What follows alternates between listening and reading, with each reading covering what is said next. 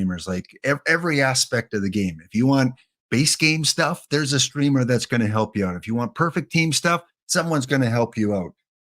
Iron tournaments, diamond tournaments, league play, PTC, it's covered everywhere. There are so many streamers, and the great thing about OOTP and the people that stream this game is such a variety of different content. It's not the same content with every single streamer. Everyone puts their own little unique twist on it. And with Minerva now, with the silver twist, yeah, there is always a silver lining in everything. And he's bringing you that silver lining with some of the good cards to play. All right, let's get rolling with the show. I guess Ezra is going to contact me about some sort of legal thing. Apparently, there was a certain melody that he couldn't stop singing yesterday, even after the stream. I warned you. I warned you. Sometimes the music here, whether it's the Canadian rock jams or whether it's the quirky songs, they stick with you. Yeah, it's going to happen. So, yeah, just have your legal team contact my legal team and send it by dog sled or however you want. Yeah. Who else is here? VR Mind, good to see you as well, sir. Buck Cheeks is here, part of the PAX Only Club. We'll talk a little PAX Only a little bit later. AW, and thank you, Pitbull, Pitbull_80. Well, you're just a natural to have into the dog pound. Welcome, Pitbull. Please be kind to the other viewers here. Please be kind. Asuna9401, thank you for the follow recently too. And Na Bassett. We got another hound here. Boy, I'm getting followed by a lot of dogs. Bassets. We got pit bulls. Jeez. Chihuahuas yesterday. I think I had someone with a Chihuahua in part of their name. The actual Smitty. Bella Turtle 98. I think that might be somehow connected with Minerva somehow. Bella Turtle 98. Thank you for the follow, Bella. Let's see if I'm missing anything else in chat. No, I think we got pretty thing else covered. Yeah, that's the way. If you want to get things to Alberta, Canada, it's got to be by dog sled at this time of year. We're still getting little bits of snow and freezing rain and all that kind of fun stuff that we get in March and April. Sometimes May. We have one good month of summer. We do. We have one really good month of summer and 11 months of winter. It's really nice up here in Canada. Okay, let's move along here because some of you are new to the channel. If you are new and it's your first time here, welcome again to the Dog Pound Laptop Pound streaming Monday, Tuesdays, Wednesdays, and Thursdays. My Tuesdays time fluctuates based on when the Tuesday Treasure Trove comes out, which is a new set of cards that Paul Sporer releases on Tuesdays, a little bit later on in the cycle. So I adjust my schedule to when he finishes that. And then on Thursdays, post-twipped, pre-twipped, we're here with the Amigos report with EVC and NYC2 to kind of hype up the new set that's coming out. We should hear something today or early tomorrow. What kind of set we're going to get this Thursday. Yeah, new cards coming out Thursday, folks, every Thursday. And then in the future, we'll have some new cards come out on Tuesdays. So check out the stream Mondays, Tuesdays, Wednesdays, and Thursdays here on Twitch. But of course, I know some of you are here only for the giveaway, so let's just get that out of the way. Exclamation ticket, exclamation enter. Yeah, take your packs and run. Try to escape from the dog pound. I have Lord Christic 33 guarding the gates. Ezra Denny, the first in today. 12 entries so far. Exclamation enter, exclamation ticket for your chance to win 5 standard packs. Not perfect packs. Be nice if I could give out perfect packs, but 5 standard pack. But all it takes is 1 pack. Just ask, someone like Tactile, who does really well in his pack pulling. Nothing like a Cy Young combinator to start the year off well. And all that took was 1 pack to pull that card. So we'll pull the giveaway winner in just a little bit, but I want to get on to the bounty because some of you like to get involved in this bounty tournament. Made it to the semifinals, I think, yesterday before getting knocked out by can't remember who knocked me out. If they're in the chat, let me know. I think it was in game 5, and they scored 6 unearned runs in the top of the ninth after I had a 1-0 lead up until that point. So it wasn't very fun. So we're doing a imperfect drafts, a deal or no deal draft. In order to win the 5 packs, you have to do 2 things. You have to meet the rules, which are outlined on the screen here, and you have to eliminate me, knock me out of the tournament. So pretty easy today. We're going with some synchronicity, some multiples of 3. You can only draft cards other than a perfect card. You can only draft cards that end in a 3, a 6, or a 9 for their overall rating. And if you don't get any to choose from, well, you play with a short bench. That's how the ball rolls with some of these drafts. So it's ID 61, perfect draft 16. And again, it's not a 5-minute draft or a 10-minute draft. You have the full time if you need it, or at least 20 minutes once it fills up. And draft away 3, 6s, and 9s. Let's see if I'm missing anything. Oh yeah, declare that you're in the chat, like Lord Christic did, the garter of the dog pound. Be fearful of Lord Christic. He watches those gates carefully. We've got the Eagles in. We've got Cancun, Nasbase, good to see you. We got the Bismarck Larks are in. And who else? Who else do we got here? I think that's... Oh, we got the Only Packs by WX Scott. They are in. We got the Cubs in. Good to see Cubs fan Steve again this morning. So we'll let that fill up. 15 out of 16 based on what I see on my screen. So one more person and this bounty is full. Also, let us know who your perfect card was. If this is a tournament that has perfects in it, once you start drafting, who was the perfect choice or choices if you get 2? The bounty is full. The bounty is full. We have 16 teams. Thank you guys for filling this up. Let's get this rolling.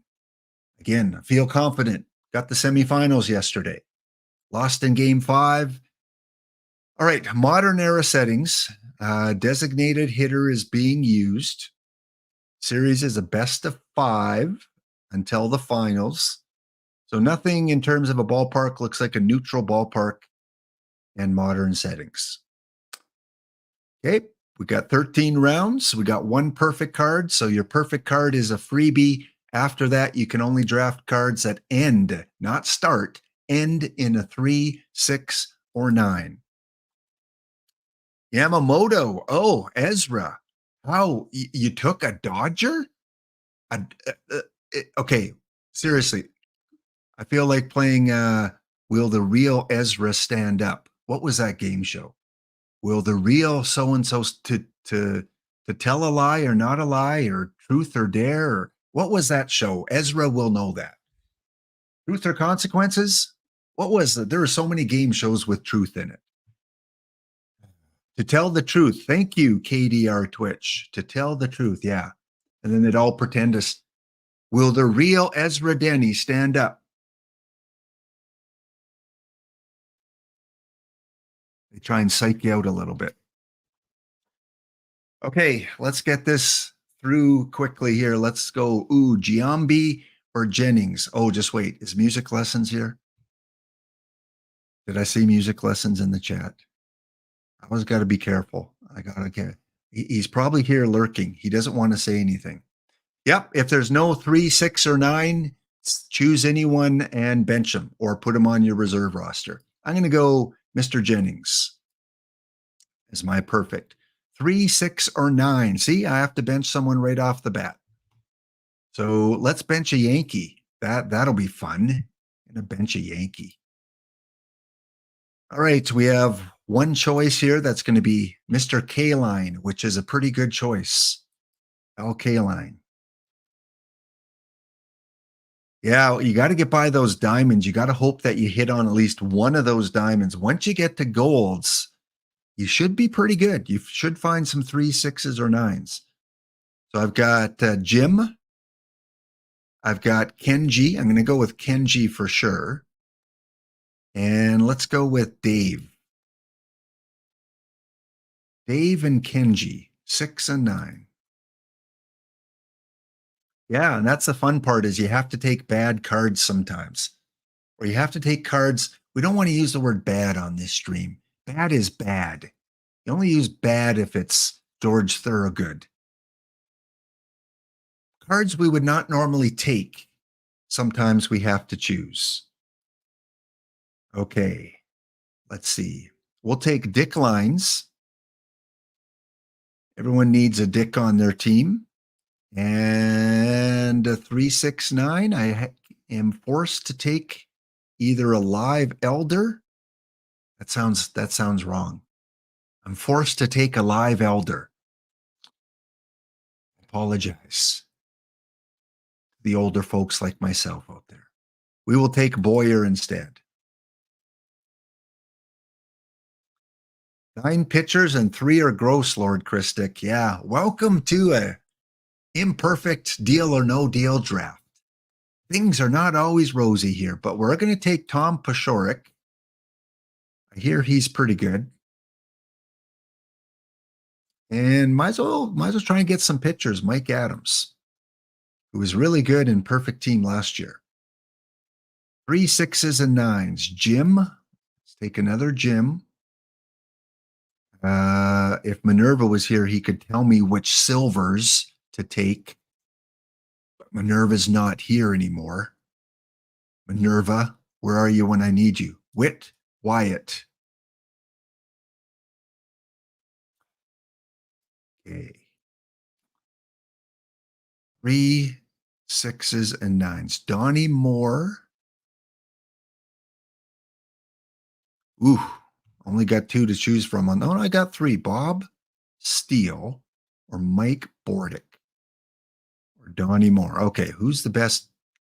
Oof, that pitcher BABIP. Yeah, I know this is modern era and you got to focus more on home run suppression in modern era. I learned that from Ezra Denny. Ezra Denny taught me that this year it looks like home run suppression is really important. So Ezra, I'm curious, would you take this guy with horrible pitcher BABIP, but really good home run suppression? Or would you take this guy? Who would you take? Modern era. I'm going to go with whoever you take because they're complete opposites in terms of what they have to offer. Yeah, I don't love either because they're weak in something, but I got to take one. Let's go with, let's go with the home run guy. Home run suppression. Because that's pretty high. I don't know if I've seen home run suppression on a silver that high before. Ooh. Oh, was 1 a 75? Did I make a mistake? Paul O'Neill goes to the reserve roster. Don't forget. 3 6s and 9s. 3 6s and 9s. No, I'm good. I'm good. They were 6s, 3s, or 9s. George Vukovic.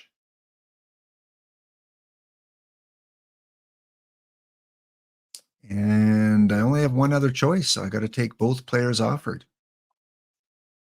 Imperfect deal or no deal draft. Knock me out of the tournament and win a bounty. Dave Jolly. 3 6s and 9s. And I believe this is a Canadian, Arthur Irwin. Arthur Irwin. I think was born in Canada. Can you see their birthplace on these cards? No. I think he's Canadian. 3 6s and 9s. 3s, Garrett Anderson. Did I take a 65? Jolly is 3 6s and 9s. Yes, I did. Thank you. Ooh, Thank you for catching that.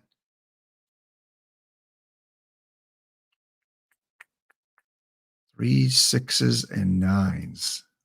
Would have liked to catch that about 30 seconds ago. Okay, 2 players on the bench so far. Way to hold me accountable. There's 1-6 and there's 1-3. Again, only 2 choices. Nothing ending in a 9 here. All right, 3 shortstops. That'll be fun. Threes, ready, Mac. Again, only 2 choices. Man, where are all the 6s and 9s? Where are all the 6s and 9s, folks? Got a lot of 3s. Oh, you can compare and see their nationality? Let me see that. Let's compare. Oh, yeah. Thank you. There you go. I learned something again today.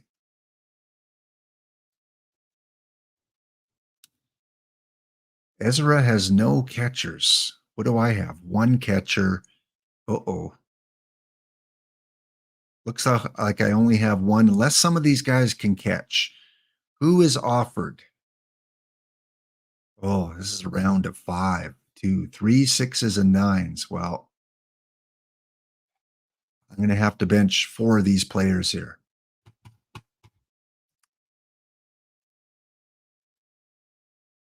Well, and I think I have just enough pitchers, 7 pitchers. Boy, this is way to go, Lap. 3s, make sure I'm not missing 6 or 9. 6 or 9. Wow, only 1 iron card. All right, once you have everything done, just double check. I just put these guys on the reserve roster. That guarantees that they won't play. But be careful because the tournament's probably going to fire off any time now. So you might have to go and double check once it fires off. Dave Jolly, again, reserve roster. Thought I put you there already. Al A. Shires.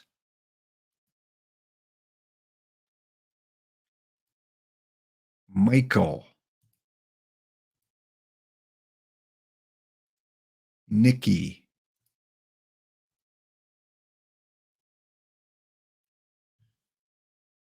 Okay, Paul O'Neill. Submit. Okay, 3, 6s, and 9s, except for my perfect card. Okay, that looks good. For this to work, I'm going to have to put this to a 4-man rotation. Otherwise, I don't think the game will let me set this.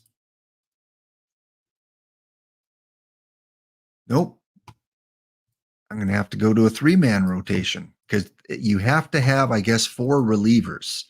See, now it says team successful. So if you only have 7 pitchers or 8 pitchers, you have to at least start with a 3-man rotation.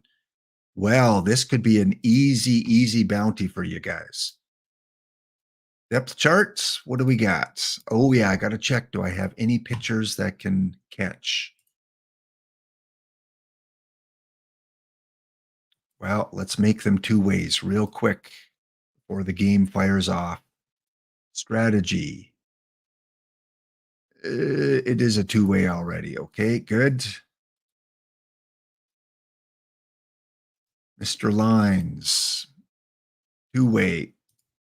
Submit.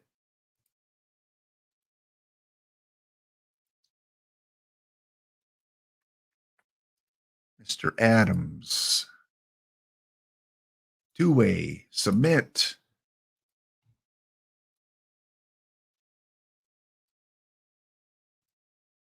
Submit. Done. Already a 2-way. And a Jim. 2-way. Submit. Okay, that should take. Now let's refresh. All right, I do have a second catcher. That works out. Good. Now, can any of my hitters pitch? Okay, we got our pitchers, of course, there. Who can I throw in the bullpen? Someone. What's your pitching like? Oh, yeah, you got some pitcher, Babbitt. You get to go in. But I got to do this real quick here. Two-way. Submit. Good. Long relief. Void high leverage. Mop up.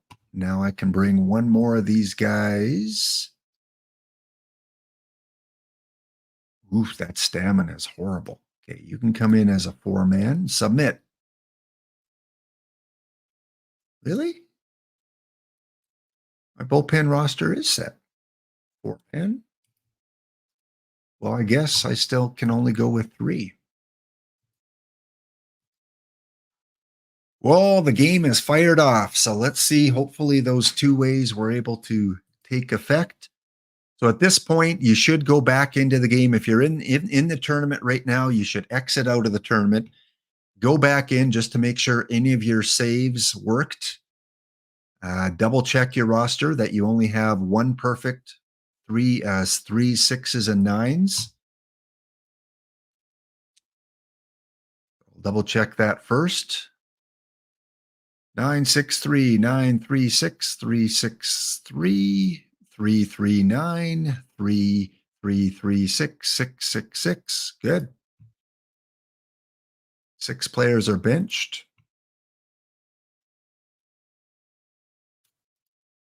Looks like it did not get my guy as a 2-way. Okay, well, it should have. I did save it. Maybe I need to do that, exit out and come back in. To try that next time. That's weird. It did not save them as 2-way players, except for a couple of them. Cavicom in the house, got 2nd place. Everyone give it up for Cavicom. Use the Cavicom emote. If you're a subscriber, Cavicom requested a personalized emote yesterday, and it is in the emote selections. So let's give it up for Cavicom with the new emote. That'll be there for 3 months for using the Helm Biscuits. Big cheer for Cava.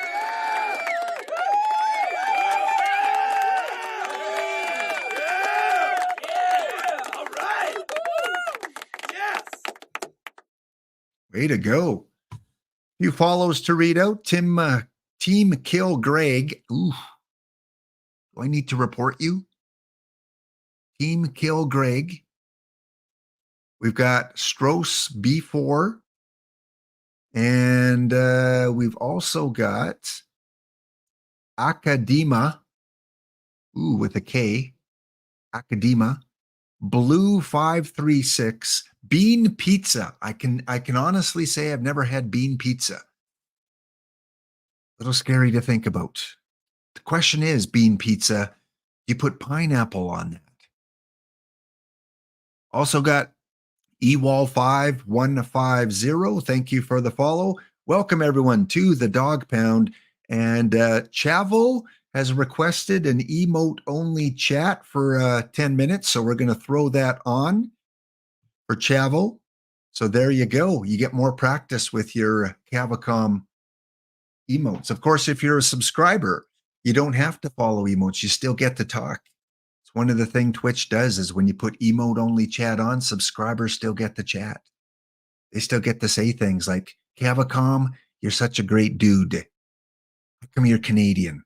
Come to America. Like Eddie Murphy.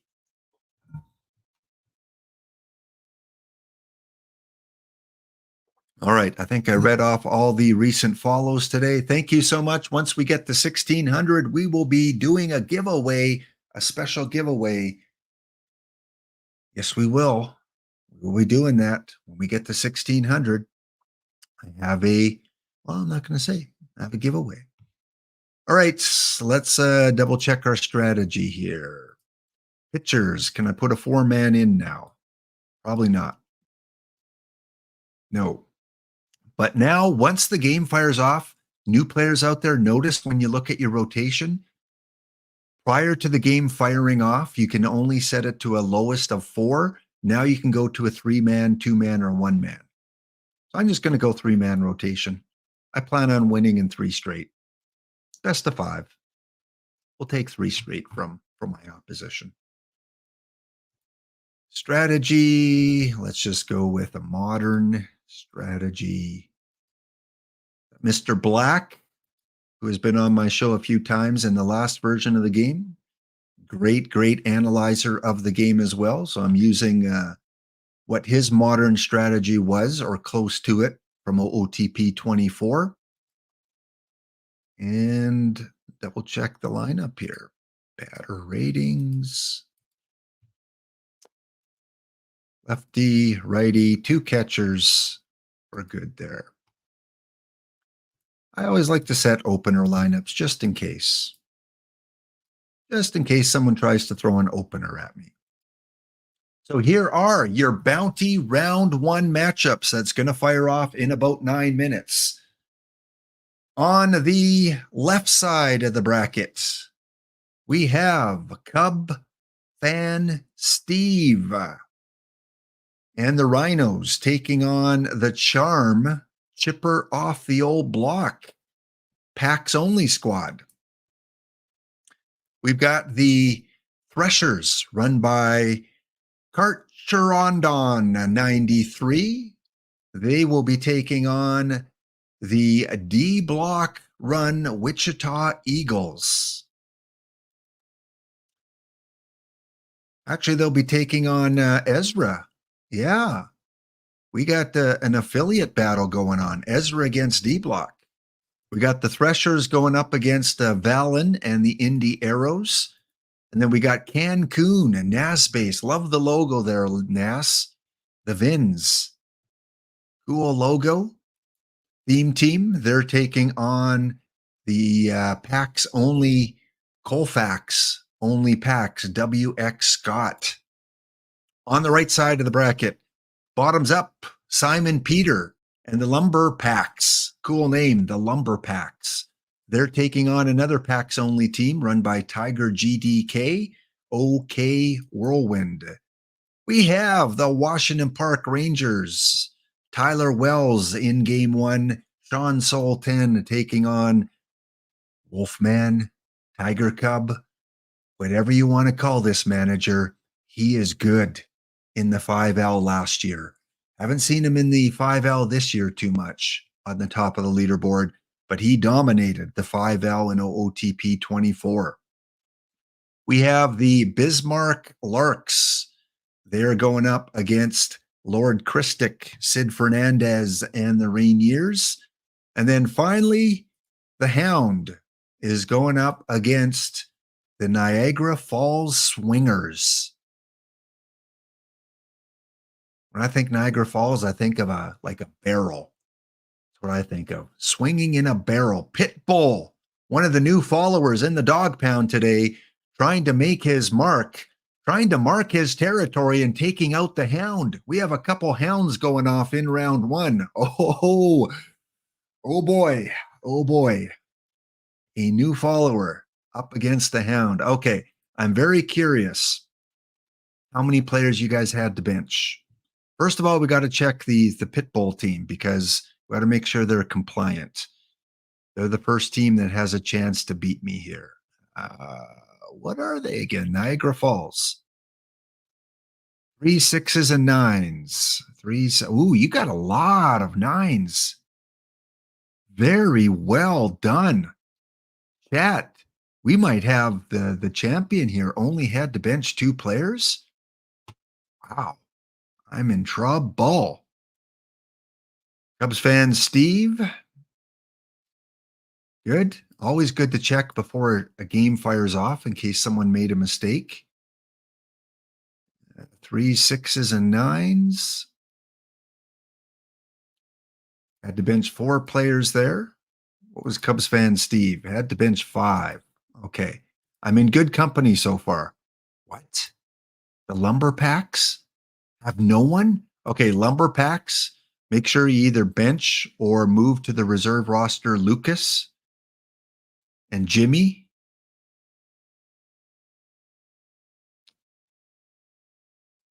Otherwise, you're looking pretty good. You only have to bench 2 players and they're both iron. So yeah, you just have to drag them over there to your reserve roster or click on them, go to their profile and bench for like 60 days. That works as well. But it's always better to put them on reserve. That way they're for sure not going to play. And then hit submit before a game fires off. So very good by the lumber packs. The Vins had to bench 3 players, it looks like. 3s, 6s, and 9s. Very well done by Nass. Chipper off the old block. I don't see anyone on reserve, but they do have to bench a couple of their irons. 3s plus one of their silvers, plus Jacoby. So yeah, that roster needs a little bit of benching or reserve roster. Packs only had to bench 5. 3s, 6s, and 9s. Looks good. The Threshers have 2 on the reserve roster. Double check with me, chat. I'm just kind of going through these very quick, seeing if anyone made a mistake. The Arrows, no one on reserve roster, and they do have some 5s and 2s. So looks like either this team's not watching the stream or they just benched them instead of putting on reserve. But this is definitely a non-compliant team that it does not qualify based on what I see there. Wolves, couple irons to bench there for the Wolves. 3 irons, 4 irons. So you got a bad iron round. But otherwise, one bronze there, the 68. So it looks like 5 players, I think, that the Wolves have to bench, mainly irons. 2 are on the reserve roster from the Swingers. Let's take a quick peek. 3s, 6s, and 9s. Looks good. That's the second team that has only had to bench 2. The Whirlwinds.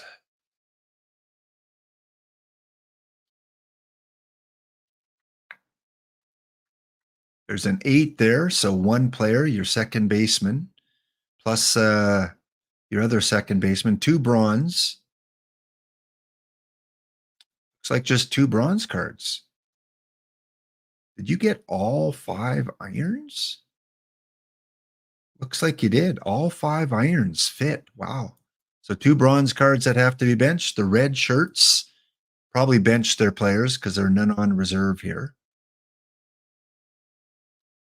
1 catcher to bench. Wow. Ezra. I think only 2 irons, it looks like. Ezra had a really good lucky draft too, other than not getting 2 catchers. 3 benched by the Rainiers. Double check. Yep. Again, solid roster. The Rangers, 2 on the bench. Wow, you guys had much better drafts than I did. And the Eagles joining my reserve roster with 5 there. 3s, 6s, and 9s.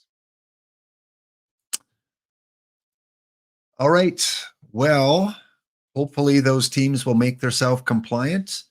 If a non-compliant team beats me, there are no bounty packs to give out. So hopefully they fix up the rosters if they're not already fixed. All right, let me check out the changes. Your changes didn't stick.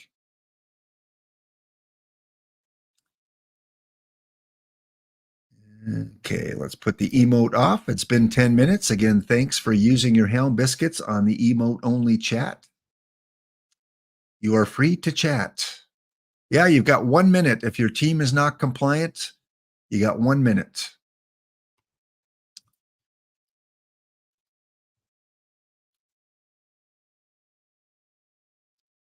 Okay, 1 minute to fire off there. All right. I'm going to take my break here so that we can have a little longer extended segment when I bring my guest on. And by that time, the tournament should fire off with its first game, and then I can really check if my opponent is compliant or not. So we'll be back in 2 minutes, folks. Stay tuned. Go refill the beverage. The Hound will be back in 2.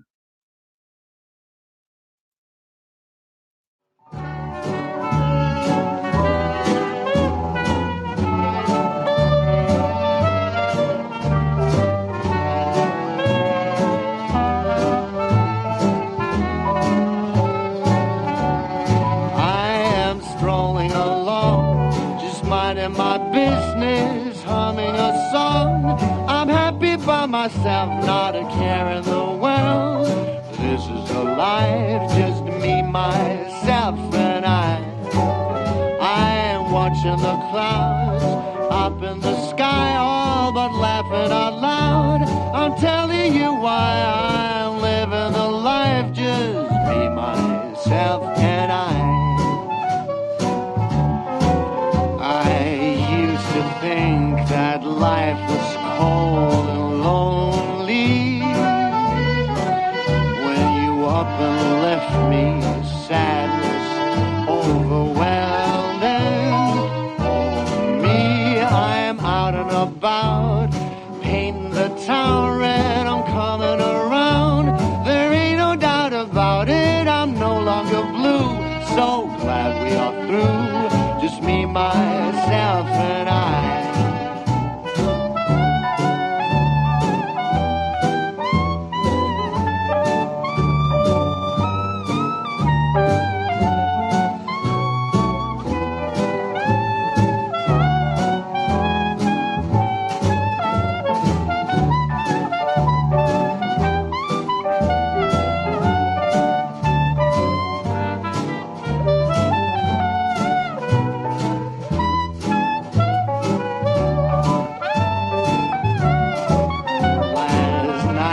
Cried, I thought I'd die without you. Those tears are gone, no, I don't even care about you. I'm happy again. Life is up. All right, we are back here, and the tournament has fired off. Game 1 is in, and it was a thrilling 3-2 victory for Niagara Falls, going 12 innings. They scored 1 in the bottom of the 7th, 1 in the bottom of the 8th, and took it in the bottom of the 12th. So again, the key is I got to go check if they are compliant, if they qualify. Okay, 3 6s and 9s, 3s, 6s, and 9s. Looking good so far. All right, they are compliant. Joe Batten and Bert is on the bench. So Niagara Falls, good luck. You're up 1-0 already in this bounty matchup. Also the Rangers, the Larks, the Swingers, and the Lumber Packs. No, the Whirlwind all win game 1. And on the other side of the bracket, we got the old block, the Eagles, the Threshers, and the Only Packs taking game 1. Again, best of 5 up until the final. And at that point, it is a best of 7. All right, we'll check back in on that throughout the stream.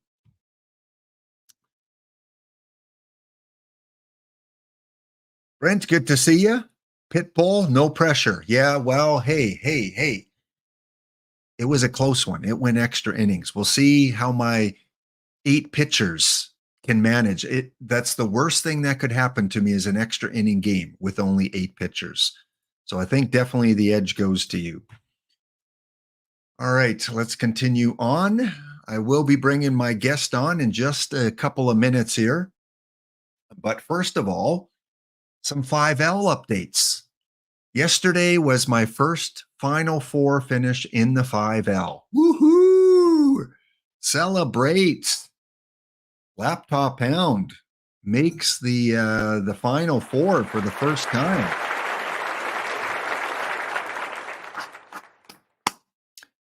And I was really hoping I would win that semifinal matchup because if you notice on the other side of the bracket, the Dawkins, is that how you say it? The Dawkins,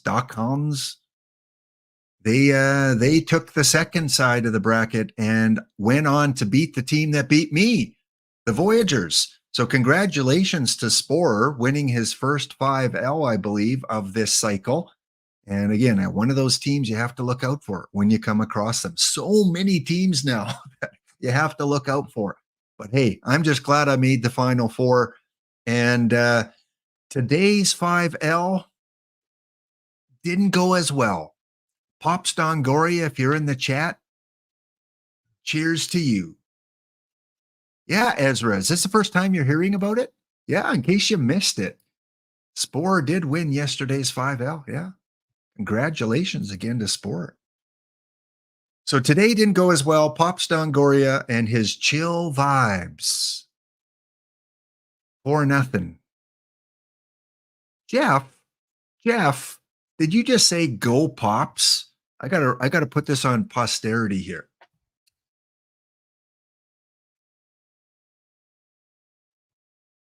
Go Pops. Go Pops.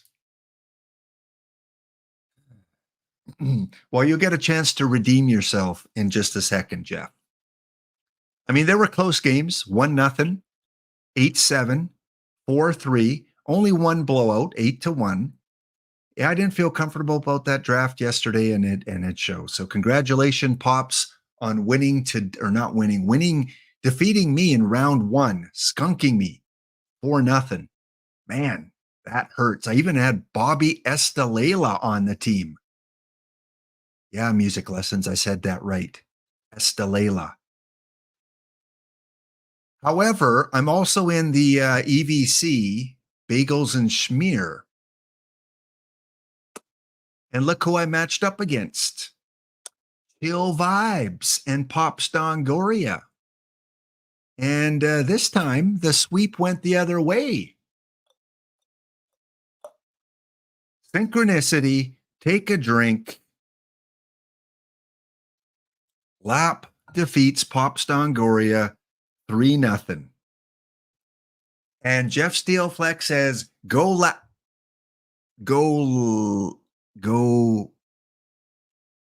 I see PS. I'm gonna think. I think that's LAPS. I think he's got there. Go Laps. All right.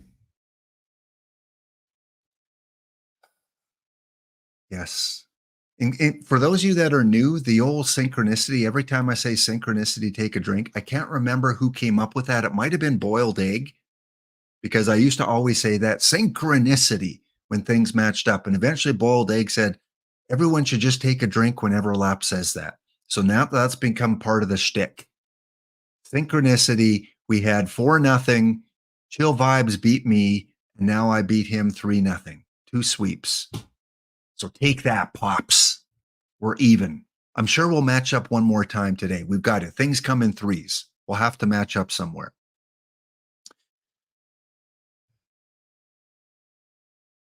What's going on here? That space. Why do I put certain things as rewards?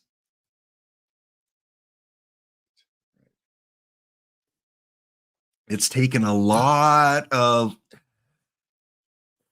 Okay, Lap, you can do this. You can do this. All right. I'd like to give a huge shout out to Jeff Steelflex. Jeff Steelflex, you know, he's been a viewer of the channel for over a year now. Always supportive when I'm playing the music. He's got his dancing emotes going. He's a Seattle Mariners and St. Louis Cardinal fan, so don't take it too hard on him. He does follow a couple teams. And he's also in PBE Sim, where he's created a player that is now up in the major leagues. I believe an outfielder with really good defense. And if you ever need some positivity on a stream, Jeff is always there. Whether it's my stream, Dr. Dynastic stream, all the streams that I see him on, he's pumping the emotes, he's saying positive things, except for today. He's like, go Pops twice. So big shout out, raise your glasses to Jeff Steele Flex, one of the best in the community. And if you're new to the community, be like Jeff, except for today. Just ignore what he does today.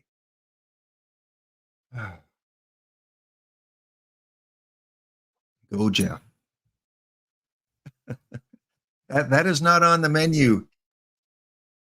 As long as there are cards named dog, doggy, or kitty in the game, they will remain there. Sorry, you got to talk to Sporer. Once those cards are not in the game, I will take those songs off. And Ezra, are you still singing that song quite a bit? Because sometimes after a short period of time, it kind of wears off. So, we got to get things going again here. And this one's from Now Space.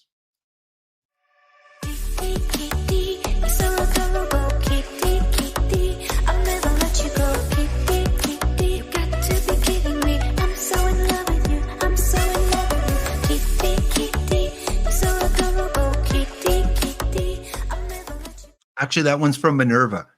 Now Space did the shout out to Jeff Steele Flex. That one is from Minerva. There you go. I'm never going to warn you when I play it either, so you don't have time to cover your ears. Sorry. So here are your updated, as of this morning, before today's tournament fired off, here are your updated 5L leaders.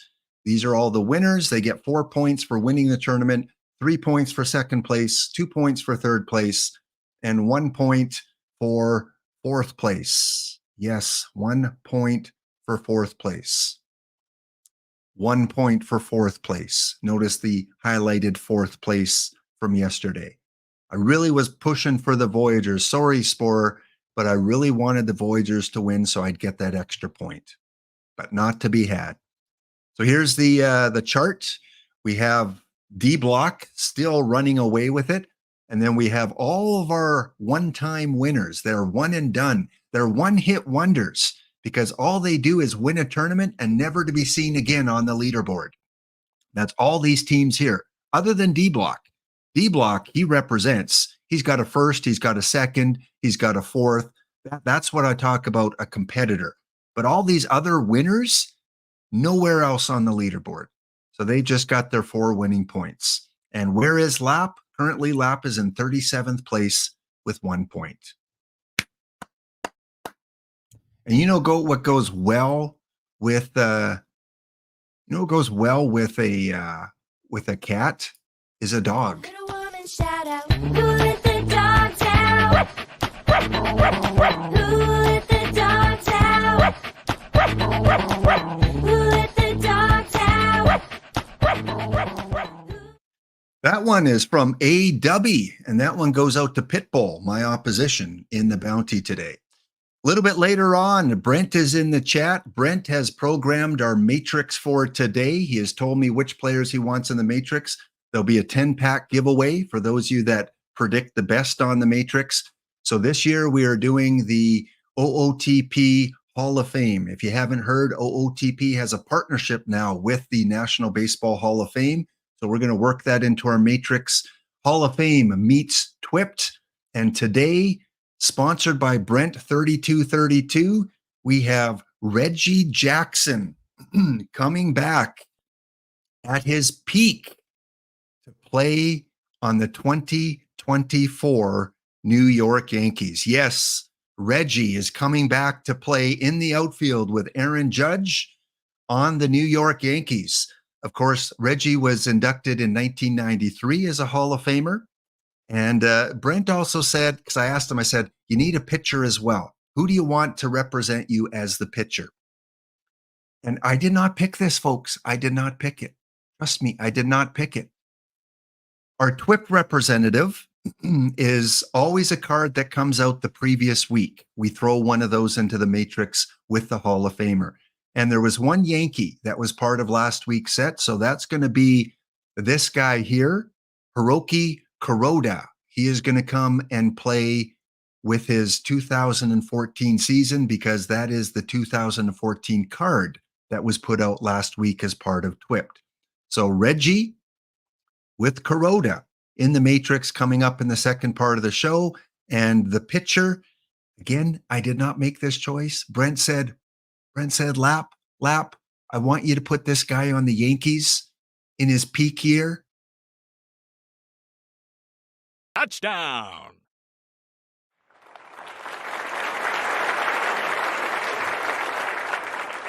So Brent, there you go. Yeah, you spoiled it. What about Dave? There is Dave. Dave's not here, Brent. Dave's not here.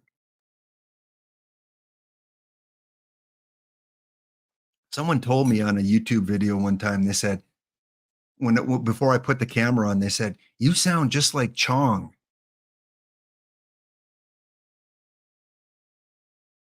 Dave's not here, man. That was in one of my comments. Lap, you sound like Chong, from Cheech and Chong. Never heard that one before. All right, that goes on the resume. So yes, a little bit later on, 10-pack giveaway. The Matrix series is back. Twipped meets the Hall of Fame partnership. All right, let's go and draw our winner for today's early bird draw. 61 entries, exclamation enter, exclamation ticket. You've only got less than 10 seconds to get in. 5, 4, 3, 2, 1. Boom, closed. 66 entries. We're on Route 66. If you didn't get in, well, we call it the early bird special for a reason. You got to be here early, like at the beginning of the show. And then I give you like 10 seconds before I pull the winner. So you got to be quick or early or quick, one or the other. All right, our winner of 5 standard packs today goes to Winner.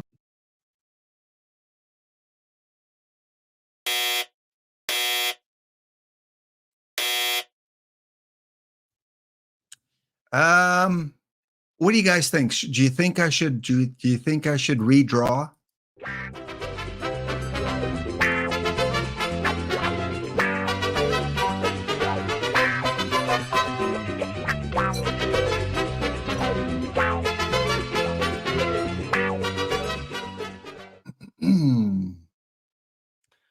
Yeah, Ezra, this is your winning song.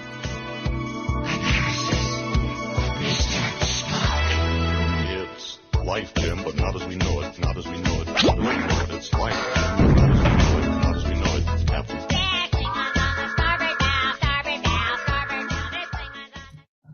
All right, congratulations, Ezra Denny. You have some more packs to rip when you stream. Catch Ezra Denny 5 nights a week right here on Twitch. You can catch him tonight. I believe he's back.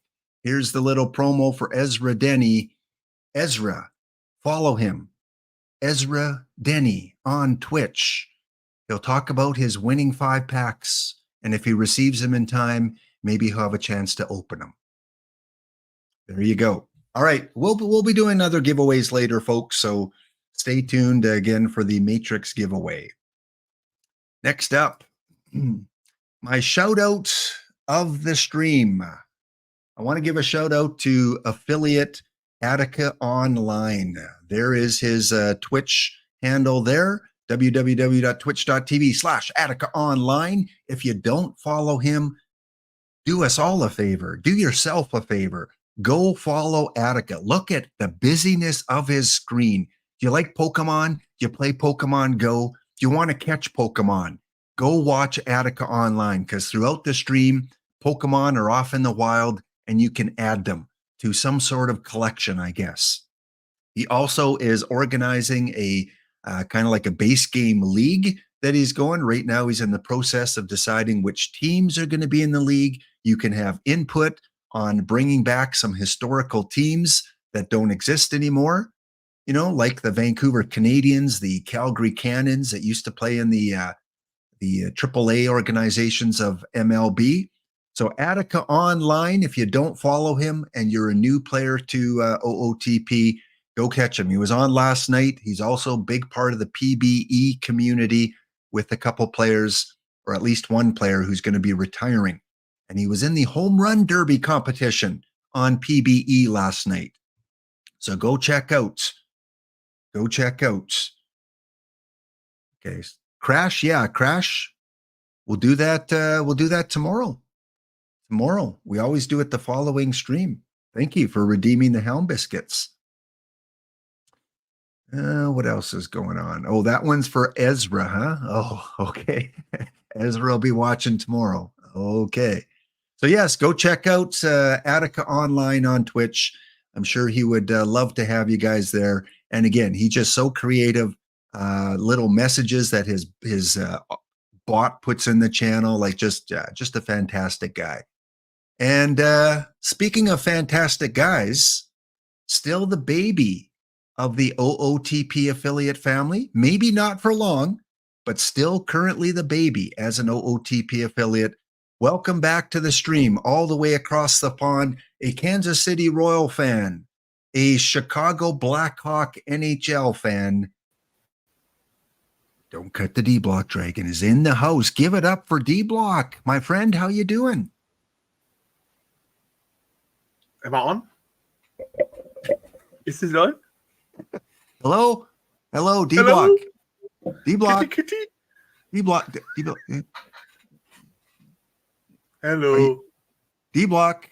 Can you guys hear me? Can D-Block, can you hear D-Block? Hey, Can you hear butt him? cheeks. Of course, the Royals are fans. Quite a lot, actually, here in this community. You know what? There are a lot of Royal fans in the community. Did you notice that? Yeah. Wow. Now, Ezra mentioned something earlier in chat about a pizza with a couple toppings that Ooh. I with would not peas want to try. And tuna. Well, tuna, a lot of people here in Germany like pizza with tuna, but with peas? Yuck, your model. Kill that cat.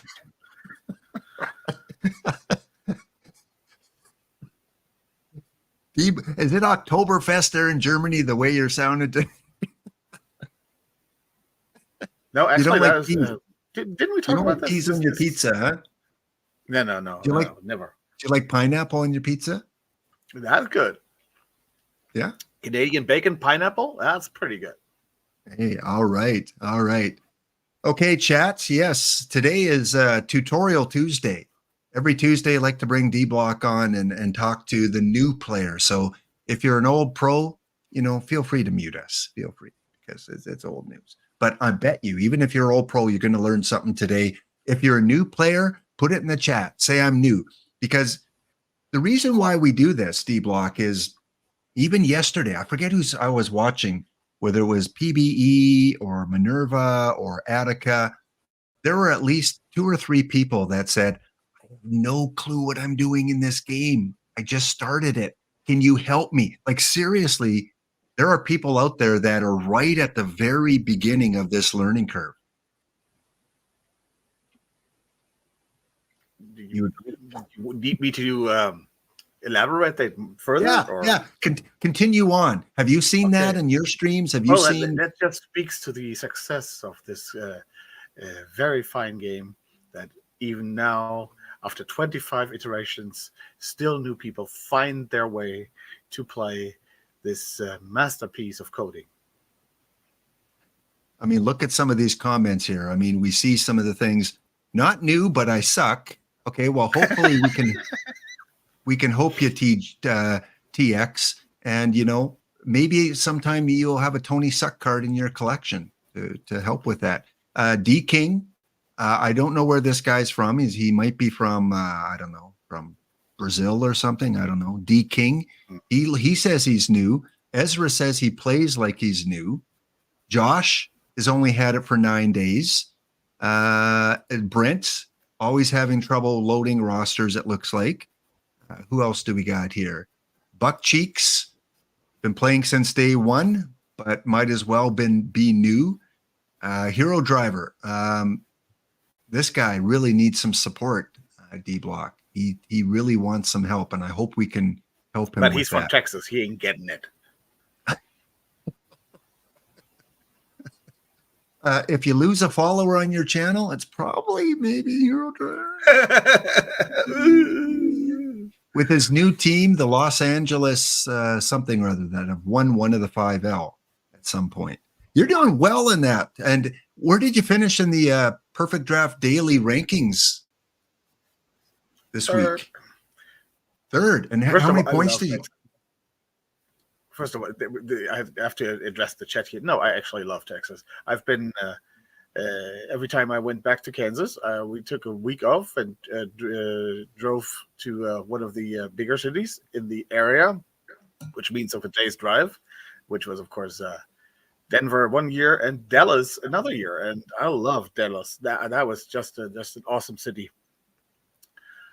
Really liked Dallas. Was very surprised. I thought that was kind of like only that TV show from the 80s, but it wasn't. It was pretty cool. I kind of liked Dallas.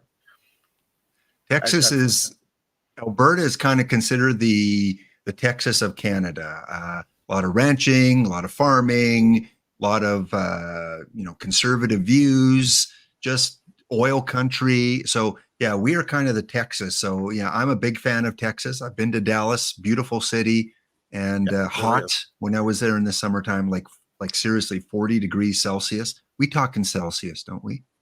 Yeah, of course. We talk. Nobody talks in Fahrenheit. I mean, that would be kind of like Fahrenheit. What is Fahrenheit? They just want to go from 0 to 100. Fahrenheit is the freezing and the boiling point of water mixed with ice and sodium. Who cares about that?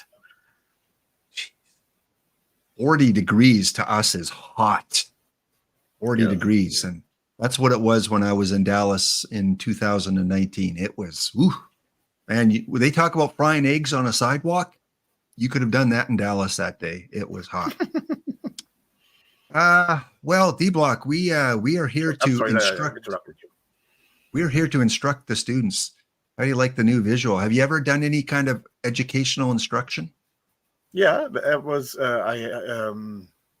my second time in college. I did do teachers education. Oh, really? So I actually am a teacher. No way. See, that's the first time I heard. What were you specializing in? Elementary English and history. No way. English and history. Well, one of those things I'm much better at than the other. and I'm sure chat can figure out which one that is. Yeah, me too. Well, the bounty right now, I'm not going to put it on screen, but Eagles are down 2-1 to Ezra. So Ezra's on a hot streak. He won the giveaway, and now he's up on you 2-1.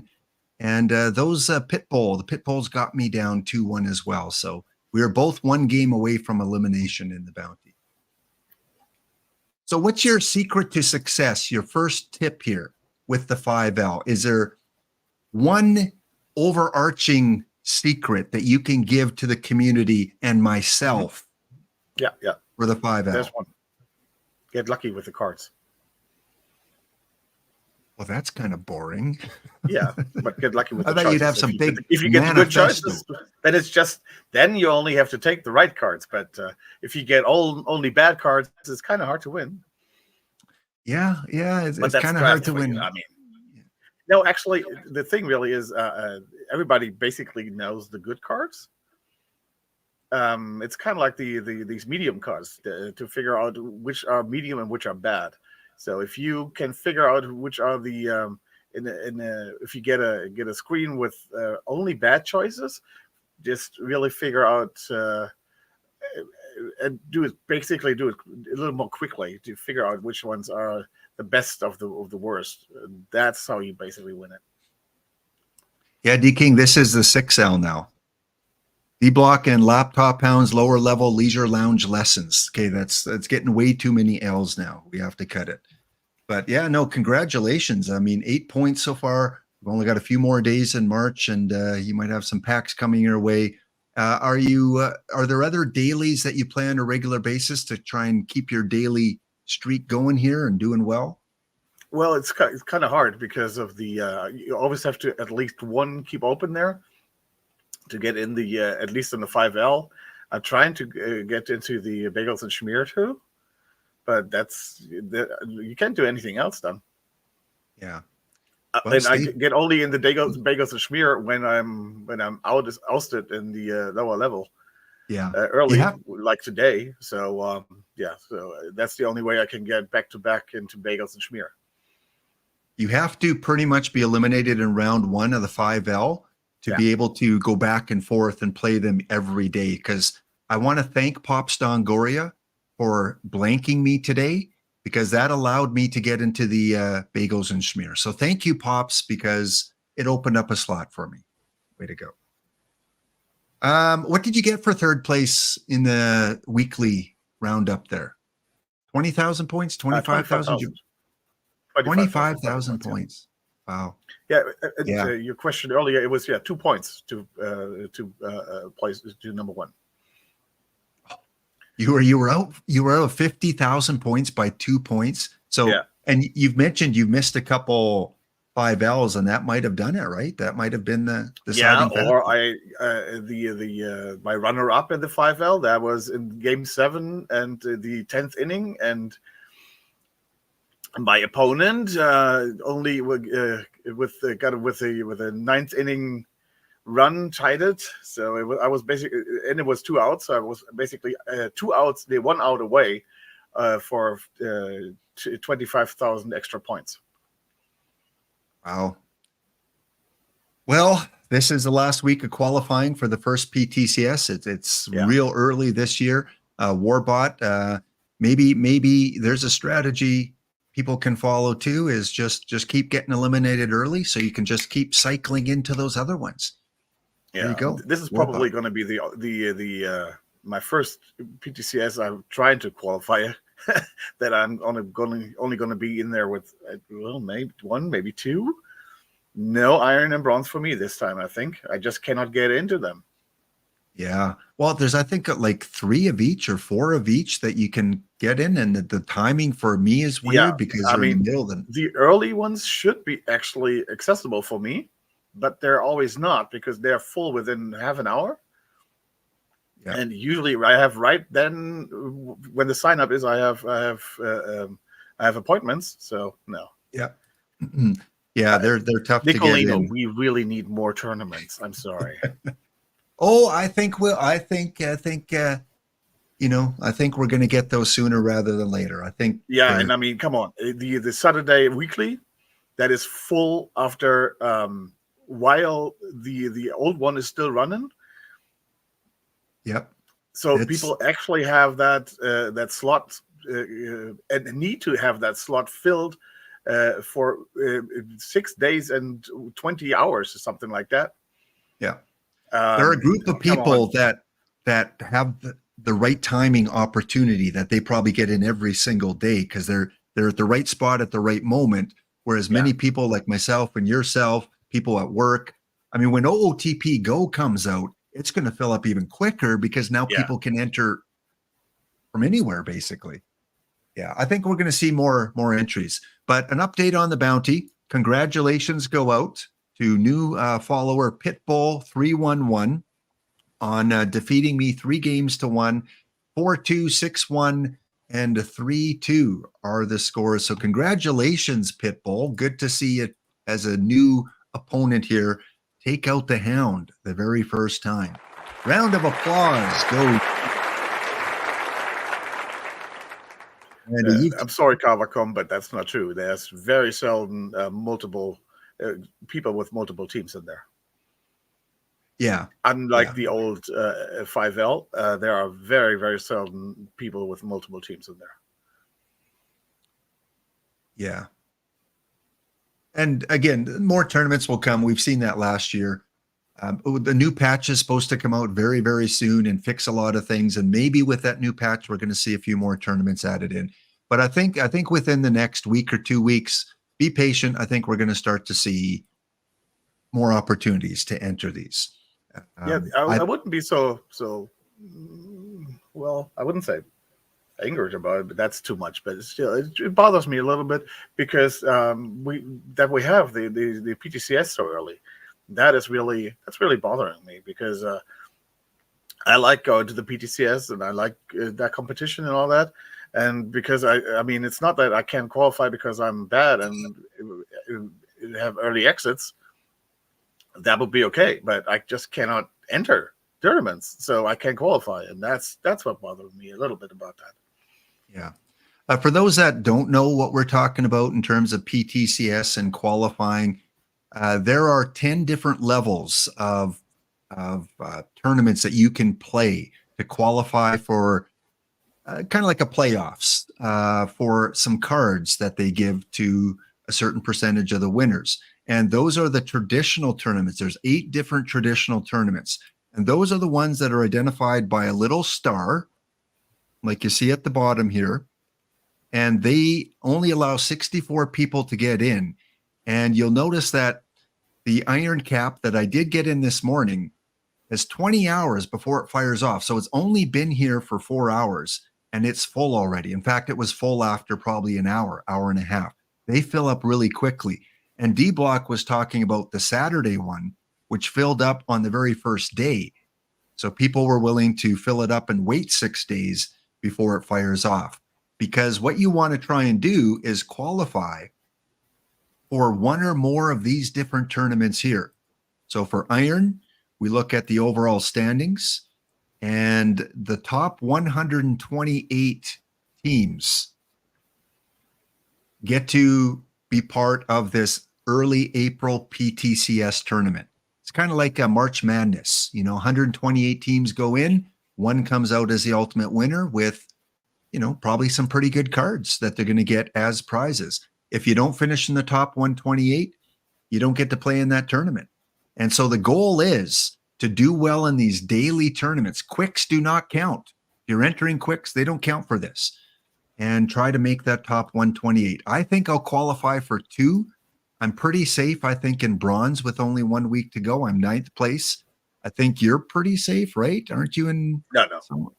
No, I think not I have up there in bronze tournament so far. Oh, I have 1 bronze or 1 iron. I have 2. It's probably the draft you should be. Draft. You're I'm 14. pretty safe there. Yeah. Yeah. And I should be safe with open. Open?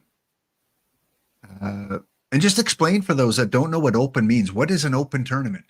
All cards are open, so it doesn't matter if it's perfect, if it's diamonds, if it's the bronze cards. You can play any card you want to.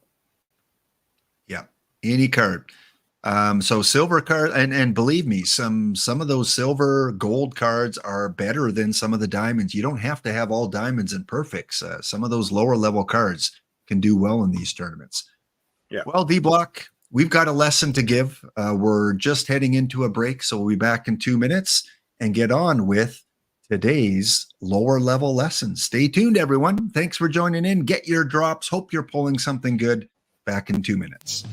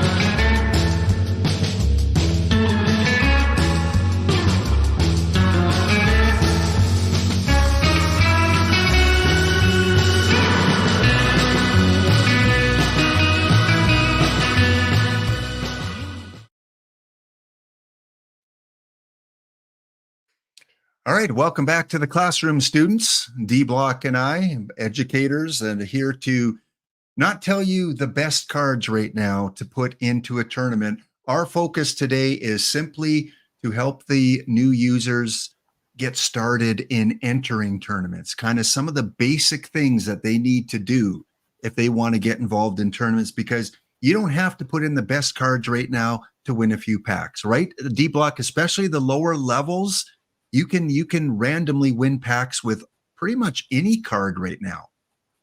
Well, maybe not any card, but at least there are some choices out there, I think. Especially in the outfield, I think there are like 5, 6, 7 cards you could use. And which of them you are using, I don't think it really matters.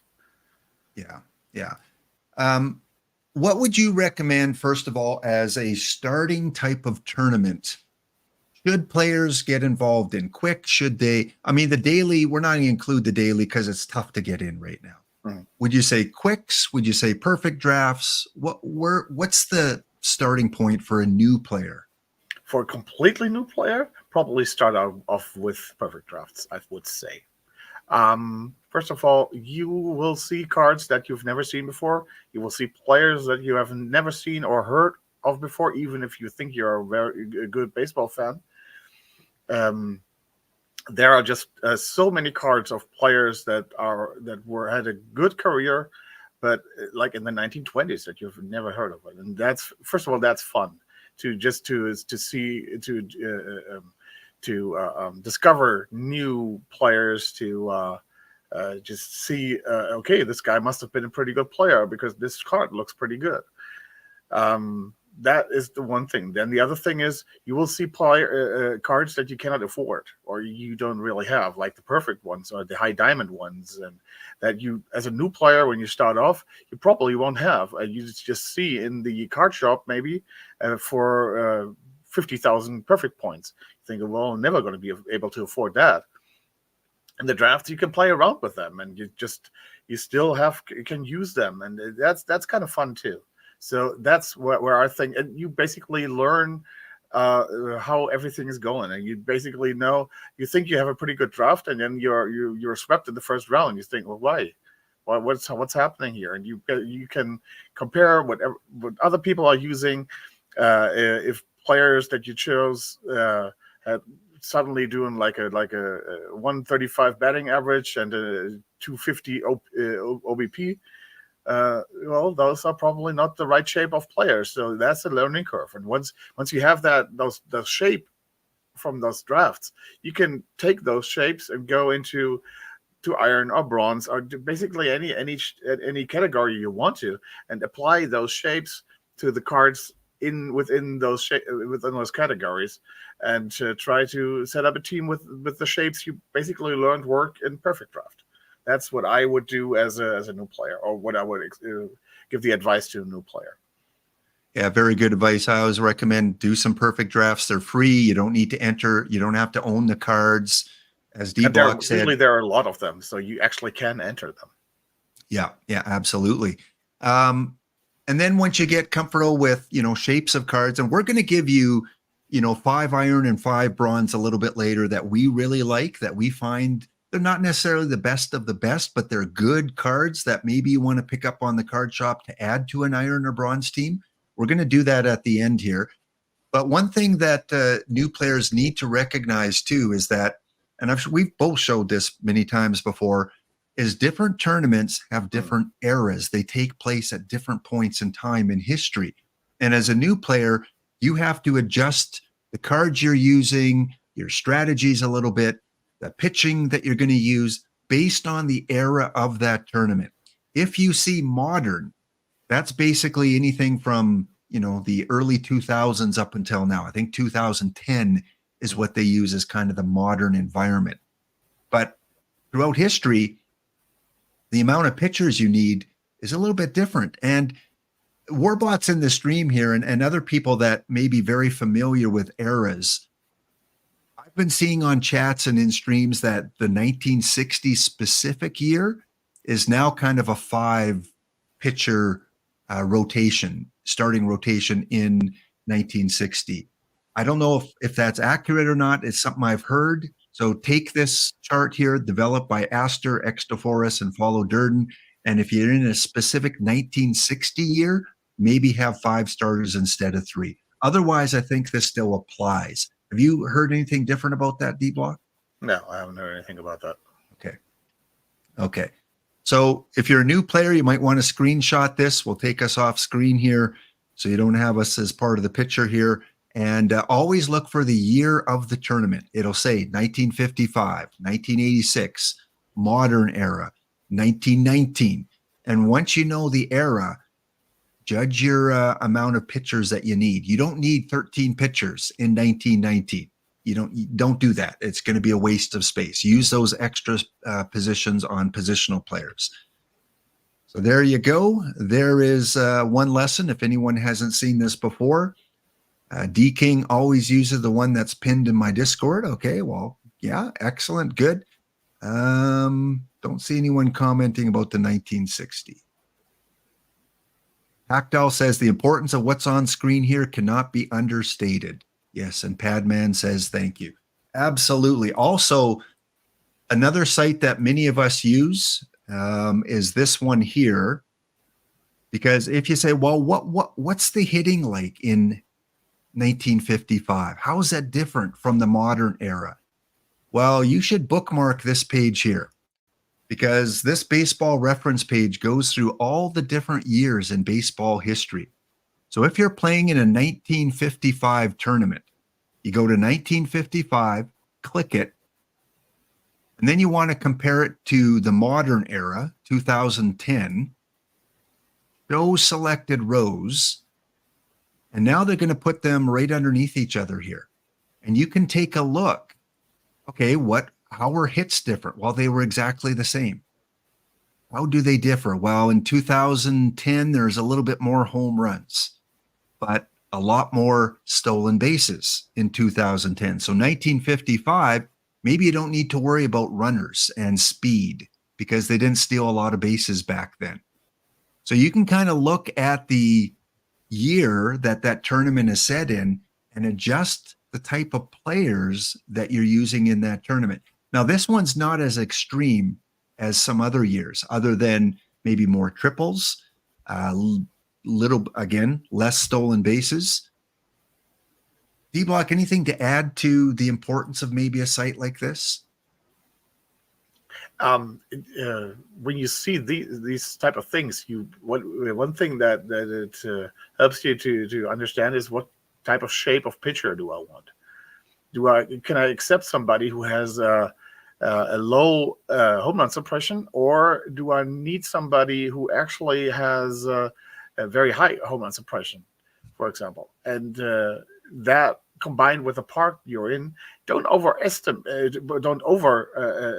complicate things there. But it gives you, somebody with a 30 home run suppression, it's still gonna get shellacked there.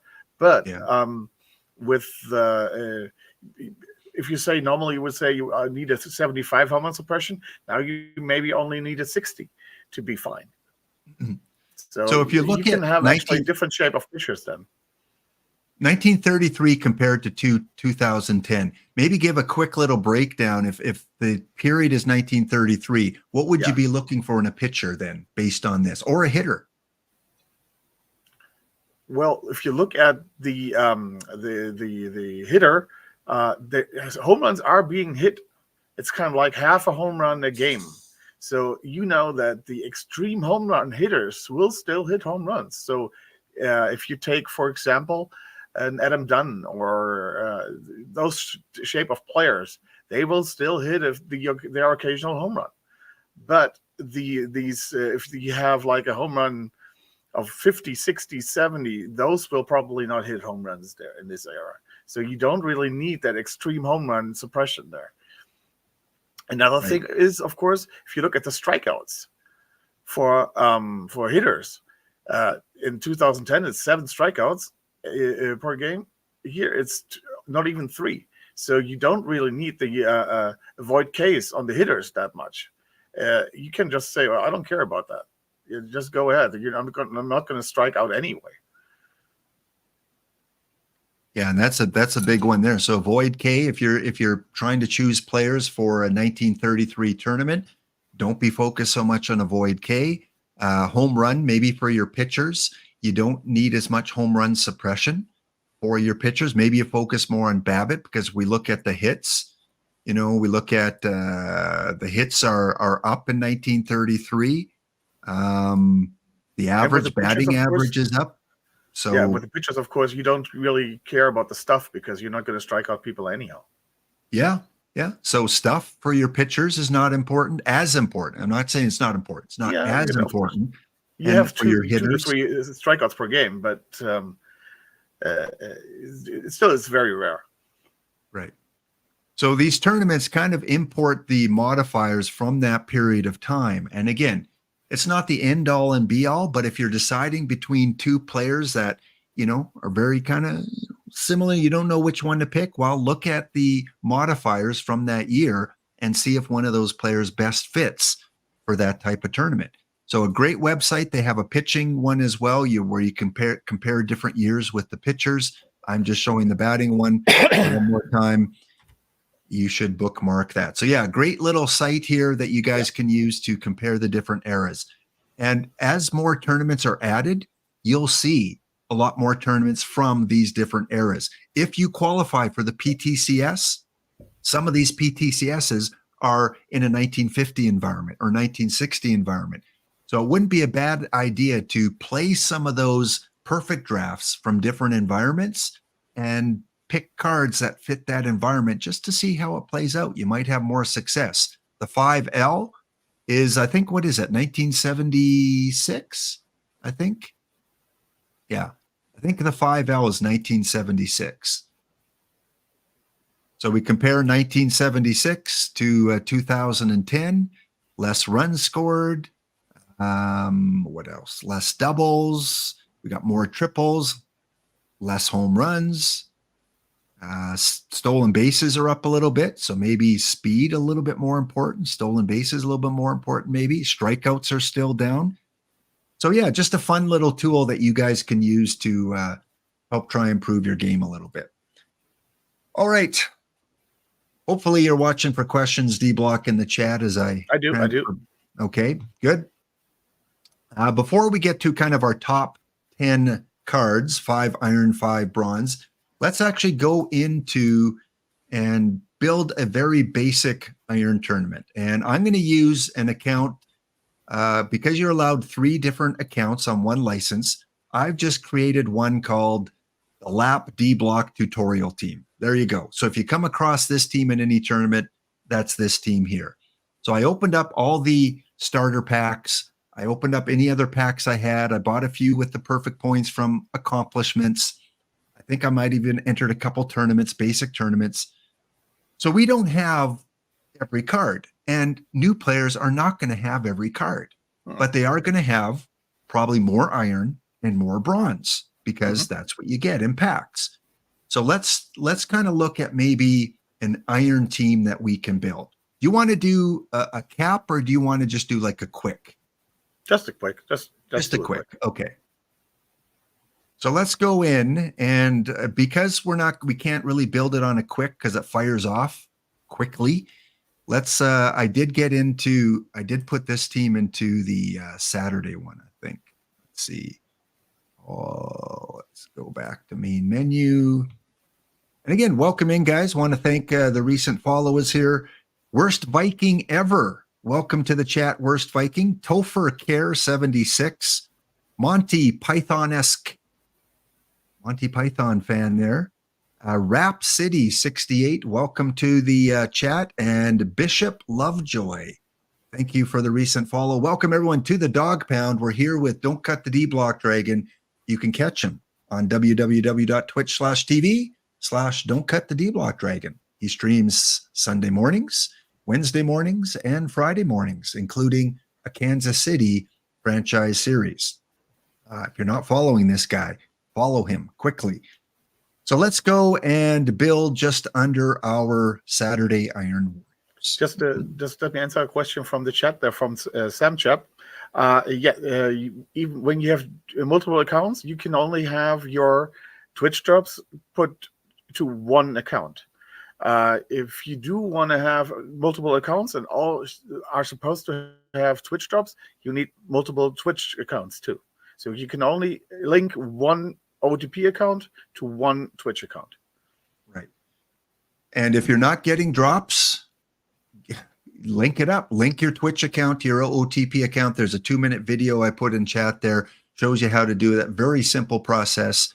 And yeah, as D-Block said, you might even need 2 different browsers. I don't know if you need 2 browsers, like one Safari, one Chrome, and have one account hooked up to one account hooked up to another. But you do need 2 different Twitch accounts and 2 different browsers, I believe, for the drops to go to 2 places. All right. Anything else we're missing here? This just in, Minerva has made the semifinals of the Bagel and Schmear. He's won it all once and is guaranteed to be in the top of the leaderboard for the month. Well, congratulations, Minerva, making the semifinals. Okay. So again, we're going from a basic account with not a lot of cards. When I look at the cards that this account owns, it'll show you when you enter a tournament the eligible cards.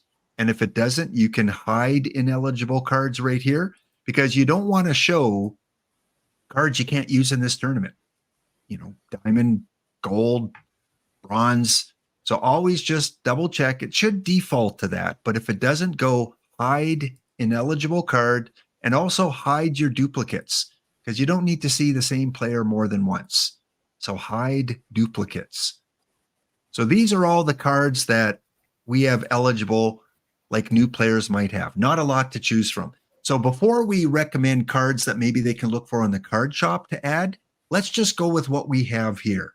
And maybe let's start with pitchers and recommendations for what to evaluate for our 12, 11 pitchers. What would you say? First of all, what I always do first, what I did first when the new game came out, I adjusted my what I can see there. Yep. I added some new columns and all that, and I saved this under pitching, so I can always go back there and look at what I really want to see. Because what I really want to see with pitching, I don't really care about the movement, and I rarely care about if it's splitty or not. That's the fine tuning. But I really want, first of all, I want to check for the main stats, and that is PBAB, that's home run rate, and that's control. Those are the. Do you like the overall, or do you like the splits? I like the overall first. The fine tuning after that can come later. But I'll just take the overall. No, not stuff. Control. Those 3. That's what I really, really want to look, and I want them to close together so I can see where so I can see see them together and compare them. That's what I really want there. So of course there is with splitty cards and all that, but you'll learn that in a very soon which cards are the splitty ones and which not. But if you start out, those are the 3. I think those are the 3 things that are very important right now. Okay. Control, PBAB, and home run rate.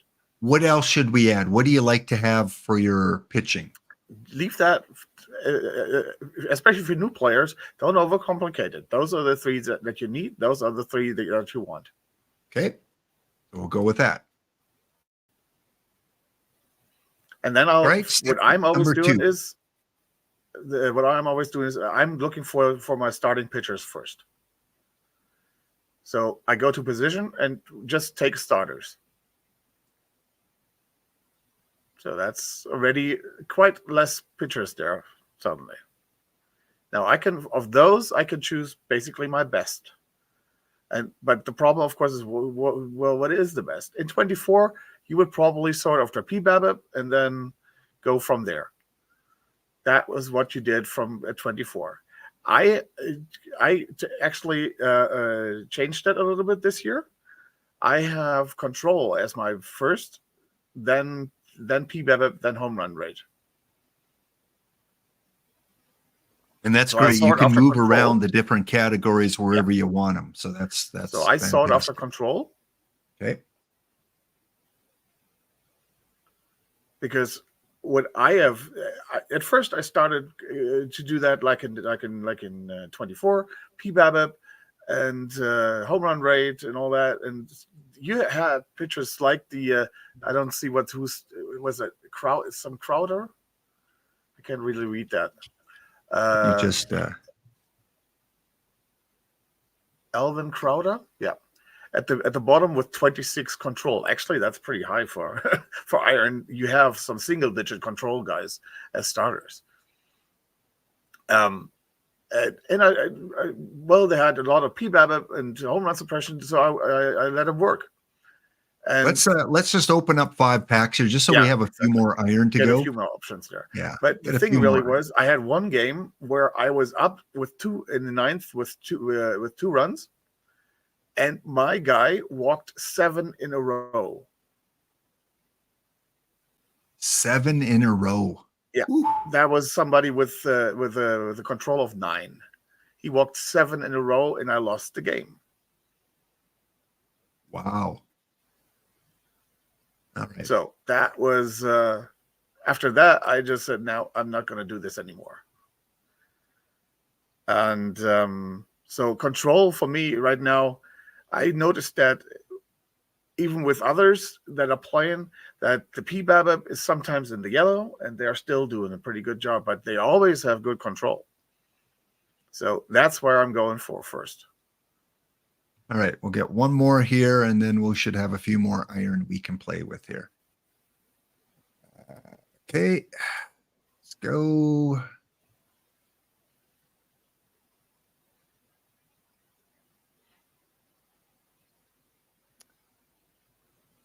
Okay, so let's go back and take a look at what we have to play with here, and we'll set things up.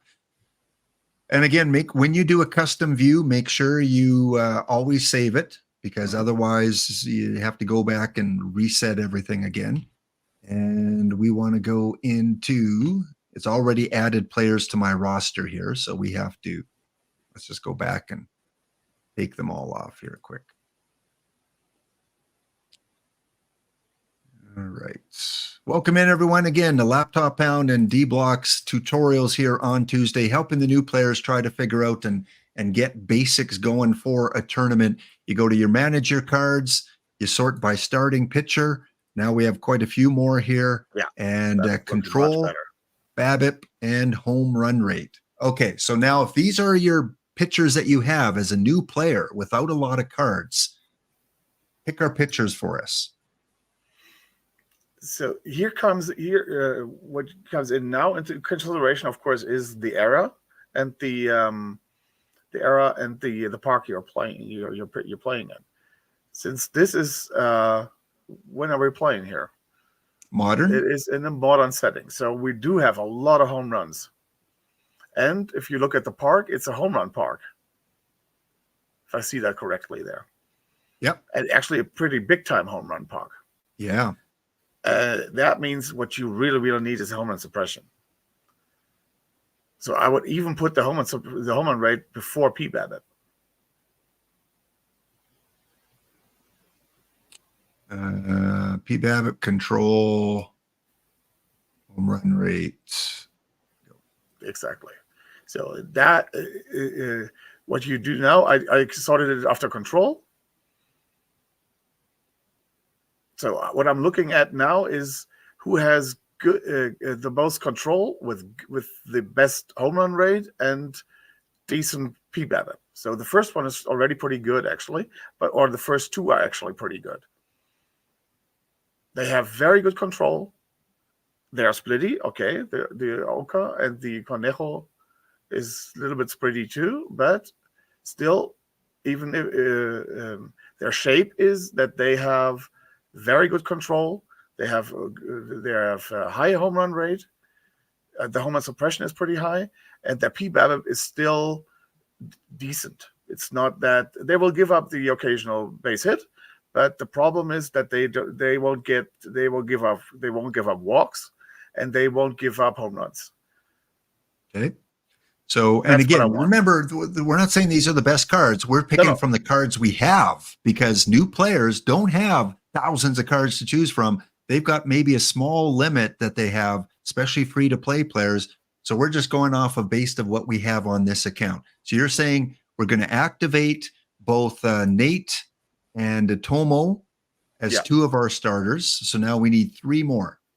I think that Ed Willett looks pretty good. Okay. Okay, so we're going to And you add see him. that they have green, blue. There's Yeah. there's no yellow in there. And especially that home run suppression is there. Now it gets a little dicey here because we don't have anywhere where it's green, blue, or blue, green, or something like that. So the next one would be the Jonathan Heasley, probably. Yep, agreed. Okay, so we're going to add him.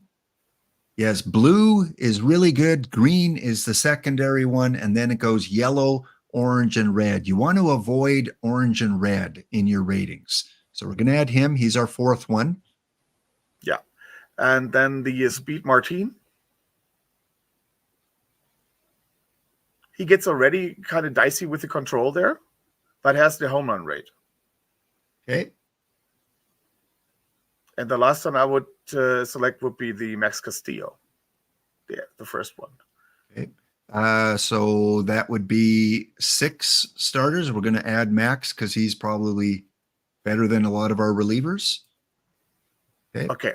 And we are already in the reliever thing there. I probably would add that Don Carruthers. The Okay. control is lower, but he will be in my bullpen, and he has, so that control it's still okay for a bullpen guy. That 56 and that big home PBAB is and the home run suppression. That's what I want from my bullpen guy. He's going to pitch 1 inning anyhow, only, and as long as it's not 9 control and walking 7 with that 56, he might walk 2. Get himself into problem, but that PBAB and home run suppression could get him out of there again. But he's not And walking 7 in a row. Ignore the pitches that you see, fastball, curveball. Just ignore that. Don't look at that, because don't worry about what their pitch selection is and what the rating on the pitch selection is. As D Block mentioned, you're looking at the top part of this rating system here: pitcher BABIP, home run suppression, and then in the bullpen, you can afford to give up some control to better off these other 2. So, okay. Yeah, as long as if it doesn't go under 40, I think you're fine in iron. It's a bit different for higher things maybe, but in iron, I think if it goes under 4, you're fine. Okay. Oh, and So we're going to add all our pitchers now, because we're going to include our bullpen guys. Exactly. That's what I always do. Then I go to all pitchers, and then I'll have again the control, home run rate, PBAB. And we already see that first guy that there has extremely good control, has good home run suppression, and extremely good PBAB. So we want him in there. Definitely want him in there. Okay. So, and then there is the Ken Brett, brother of George. And again, green and blue. So at the very simplest way to analyze cards is look at the colors, green and blue, and these 3 major categories. So we're going to add him. Let's just deactivate and then activate. All right. So the next one would be Pep Harris. Pep Harris. Yep. Look at that. A lot of green and blue. Again, can sacrifice some stuff.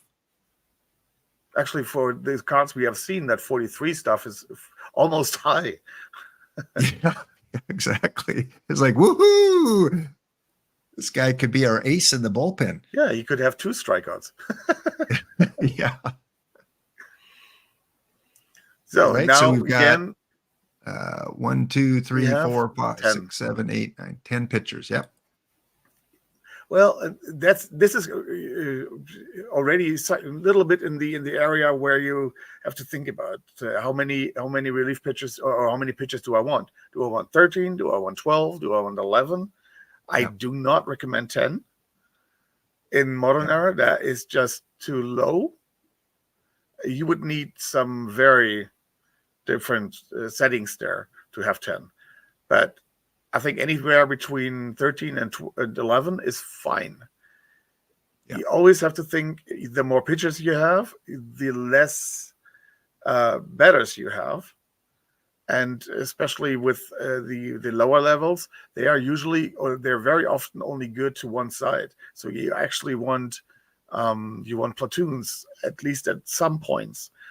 So you need more batters. If you have 13 pitchers, for example, that means that there are slots that you do not use and that are sitting on the bench. They will help you a lot if you go to a game 7 or what we do have right now, game 9s, and have maybe 2 game 9 series in a row. Then those 13 pitchers will help you a lot. But usually there is maybe one slot which he could have used, at least one slot that you could have used as a batter. So I am usually going with 11 pitchers, but that is risky, and that's why I lose a lot of extra inning games. I usually have a negative record in extra innings because I have that one less pitcher.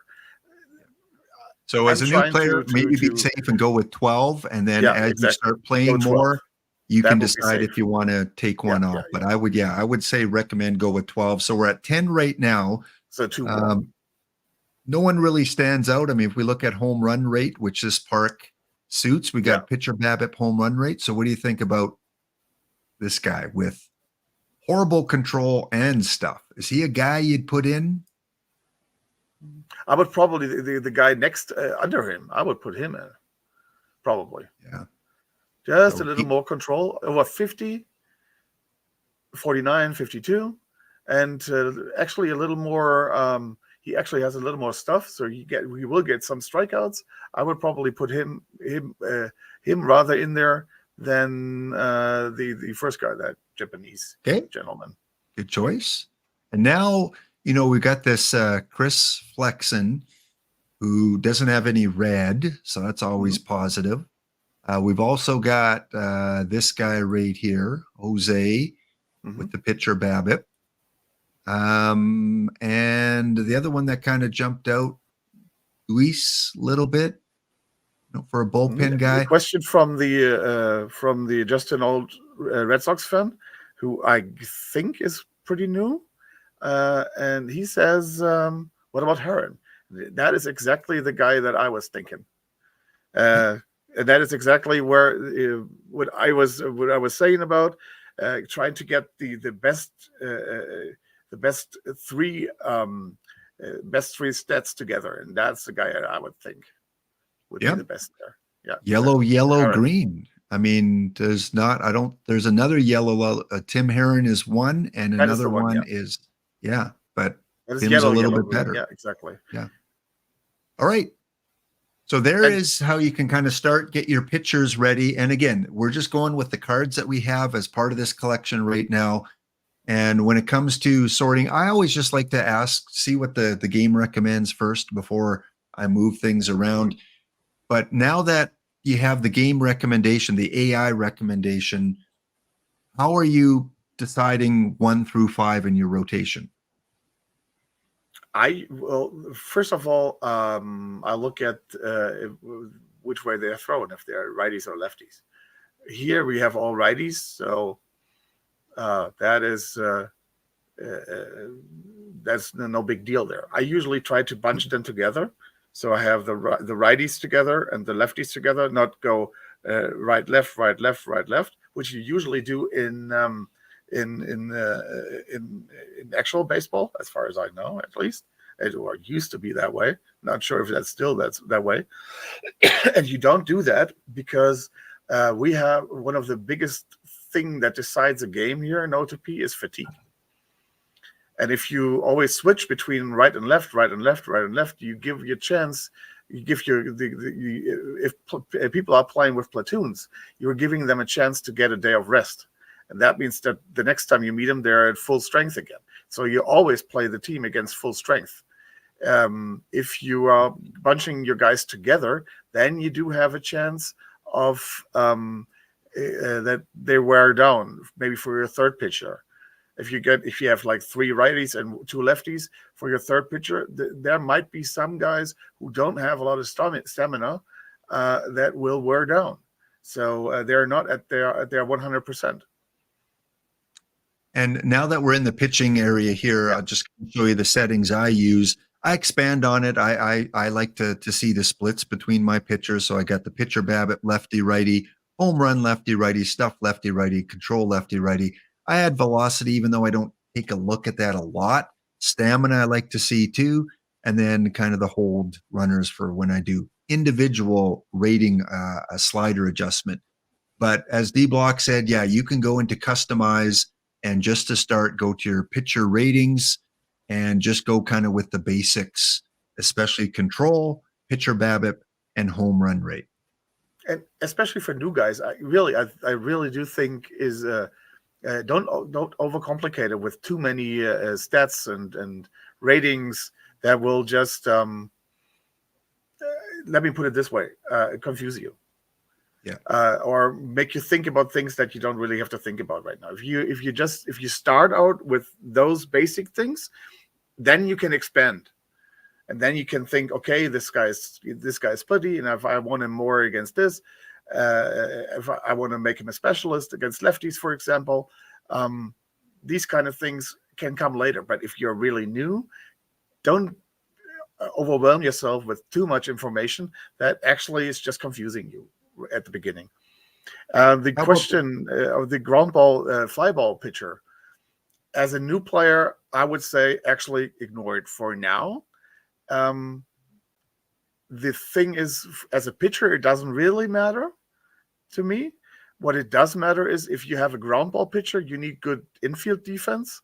If you have a fly ball pitcher, you need better outfield defense with better outfield range. So that is probably the easiest thing to get by that. It has nothing really to do with pitching. A fly ball pitcher can be very well even in a home run park, can do very well even in a home run park, but the defense is more the thing there. There's more to it, but that's the easy answer. That's the uncomplicated answer to that, I think. Right. For kind of the 101 lesson, there's so many other things you can concern yourself with, but to start, just go with the basics right now. Get a team entered into tournaments, keep spamming the tournaments with that team, and you will get some packs along the way. If you follow some of this advice, you will win the odd one. You'll come second in some, and that'll generate more cards for you. And then you can swap players in and out. And then you can start focusing on other things like ground ball, fly ball, defense, specific pitch counts and things like that. But we just want to get you into the tournaments and get you comfortable with kind of a basic team. So our starting Brent has pitchers. a good question there too. Which one? Brent. What do you place their strategy? How strict to use them sometimes? Highest rated. Oh, okay. So Brent's asking about the bottom part of the screen here. Let me take that off here. So this part here, your rotation size, starter, rotation mode. How your rotation pitchers are being used. There are 3 options that you have. Always start the highest rested, the strict order, or strict on occasion highest rested. I always take the one in the middle. Strict, so that the AI manager normally uses the rotation that I set up. But if one of my rotation guys is not fully rested, or better, if he's you could basically put it in a 1-day rest, 2-day rest, 3-day rest, 4-day rest. Those 4 stages. If my starting pitcher is still at a 1-day rest stage, and there is a pitcher that has 100%, then he's going to use the 100% pitcher. If my starting pitcher, number 5 would be up right now, but my number 1 is already back at 100%, then he uses number 1. So I try to get basically with my best pitcher at first, my second best pitcher at second, and so the AI manager always uses the best pitcher with the highest rested rate. That's what Right. the middle thing is, and I think that's the. I think one of these two, I think both of those are, are fair game. I don't like strict Yeah. order because if you No, have a strict guy order with is low not what I do. stamina and he's not fully rested and it's his turn, the game will automatically start him if he's not fully rested. So I would go with either 2 or 3. I like always start highest rested. I want my best pitcher going if he's fully rested, but you can go with the second one as well. Both of those are, to me, they're equal. So you said you want your best pitcher. Based on here, is your best pitcher Ed Willett, based on what we see, or is it someone else? I think it's Ed Willett. Yes. Yeah. So probably Willett, and then maybe Castillo, Castillo, and then Heasley, Easley, Martin, Martin, and and Clement. Clement. Yeah. All right. How about for your roles in the bullpen? Because that's something that a lot of new players get confused about too, is man, there's so many choices about what to do with my bullpen. What advice would you give about how to set these guys? Is it based on their ratings? Is it just based on what works in gameplay? What's your recommendation? In 24 I used quite a lot actually the standard setting there. I basically never used long relief, only if I wanted a pitcher basically never to pitch. So I used long relief with avoid high leverage and mop up. That's usually what I used when I didn't want my pitcher to be used. So normally I would have everybody at middle relief, setup, and closer. That's what I started. Sometimes I had instead of a closer, a setup, not a setup, a stopper guy. But with 25, I'm actually going the Dempsey way. I'm putting everybody at middle relief and just taking 2 guys that I'm giving a closer secondary role. Okay. And that is because if you're using the closer role, the AI wants to put this guy in a closing situation. And it doesn't really matter how tired he is. Unless he's really, really tired, he's going to get him in there. And that means, as far as I understood it, that means that your closer might not be at 100% that day. Chaston, that's what really I do want with 2 ways. Is I put mine, I mean, depending on how good of a pitcher he is, but if I want him to hit, usually I'll kind of put him in that 5 spot. But again, really depends on, how he compares to the other pitchers I have. I think you can't put 2 ways in the bullpen, right? Because they don't play the 2-way in the bullpen. They treat him as a pitcher more, don't they? No, it depends on what you do with him. When you put your 2-way pitcher in the starting rotation, and it's not in the starting rotation. Let's say what was his name? The second baseman, shortstop second baseman last year. From the NEL, was he an NEL pitcher? No. But he was an old timer. Was a dead ball guy. Man, gosh, dang it. Bob Crothers? No. He was a pitcher and a second baseman, or shortstop. Monty Ward. That's it. Yeah, Thank exactly. you. Thank you, put Monty Warbot. Ward in there and put him at a starting role at second base, for example, and you have him there in the bullpen, then he's not going to be used in the bullpen because he has a starting role as a second baseman. But if he has an off day, then he might be used in the bullpen, and you don't really want that either. So I wouldn't put him in. I wouldn't put the 2-way players in the bullpen. But I mean, you can do it. They're kind of like an emergency pitcher there, which is with the Monty Ward, of course, was for a long time a wasted spot because he was an excellent second baseman and an excellent pitcher. So you really wanted him in there. So you would have started anyhow, usually in the most time. But when I do that, then I usually have that guy.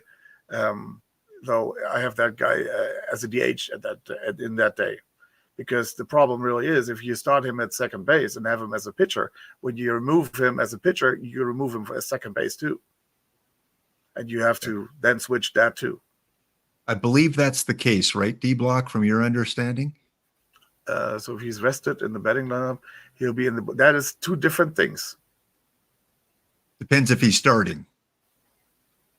No, the batting fatigue and the throwing fatigue is, as far as I know, are two different things. You can be exhausted in the as a pitcher, but be at 100% as a batter, as far as I know. Right. But again, we want to keep things simple. Those are things that, as you play more tournaments, you can kind of start digging deeper into how to improve your strategy and settings and things. But Charles says they're not entirely separate. They just show different values. Okay, but they're not completely separated. Okay. So one question we had about is a closer, what to look for in a closer, what stats to look for. I think just in simple terms, it's your best reliever, right? Your guy that is your best reliever you want in that situation.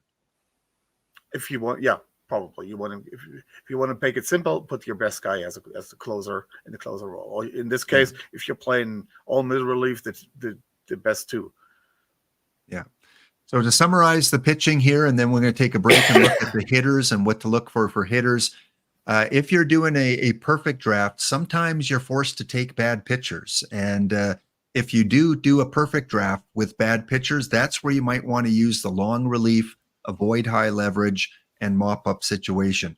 But in traditional tournaments where you're selecting the cards, generally the cards you're selecting are not bad cards. So no need to use long relief, avoid high leverage, mop up. You can put them in a situation like this with a couple closer, or even your better relievers, you can use them as, use more often.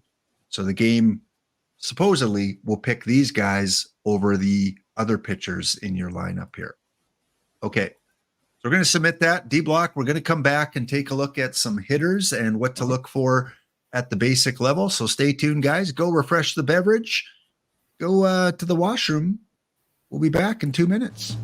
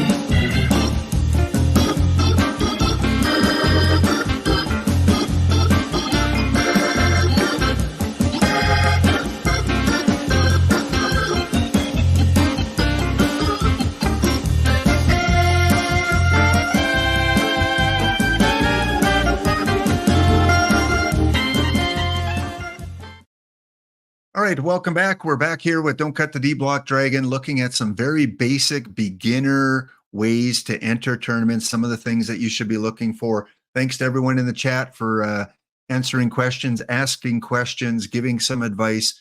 Again, we kind of want to keep this at a very, very simple level, because as soon as we can start to go a little too far, then some of the beginners get lost right away. I want to keep this bare bones, at least for this first one here, in terms of building kind of a beginner lineup for Iron. Get you some of those packs, hopefully, in some of these quick tournaments. Next thing, we're going to look at batters. And before we go to select batters up here, one thing you want to do when you're selecting your players, we're talking about two-way guys, go over to the view, and for your pitchers, look at their batting ratings to see if you do have any two-way players that might be better batters than pitchers. And as we go through, look at that D block. One name, maybe two names stand out. Oh, you're on mute there. It wouldn't be a lap stream without a mute. It wouldn't be a lap without a mute, yes. So we have that Mr. Kruko, who has some orange there. Is actually a decent hitter. Against lefties, even has some power with a 60, 3 in power and 66 in get power. He will give you some home. Actually, if you have a no DH tournament, that would be somebody to consider. Actually, I wouldn't put him in a normal lineup, but in a no DH tournament, as much as it is, for example, the early Iron is a no DH tournament. He will play as your DH and the DH slot, and that means that you actually have somebody there who can pitch and give you some a very decent bat. So I would really consider him even as my fifth starter, for example,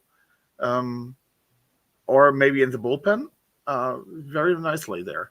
But this is, of course, the big jewel here right now in Iron. Mr. Corey Foley. He is a 41. That means there's just one rating that's worse. That's the 40. And he's a terrible pitcher.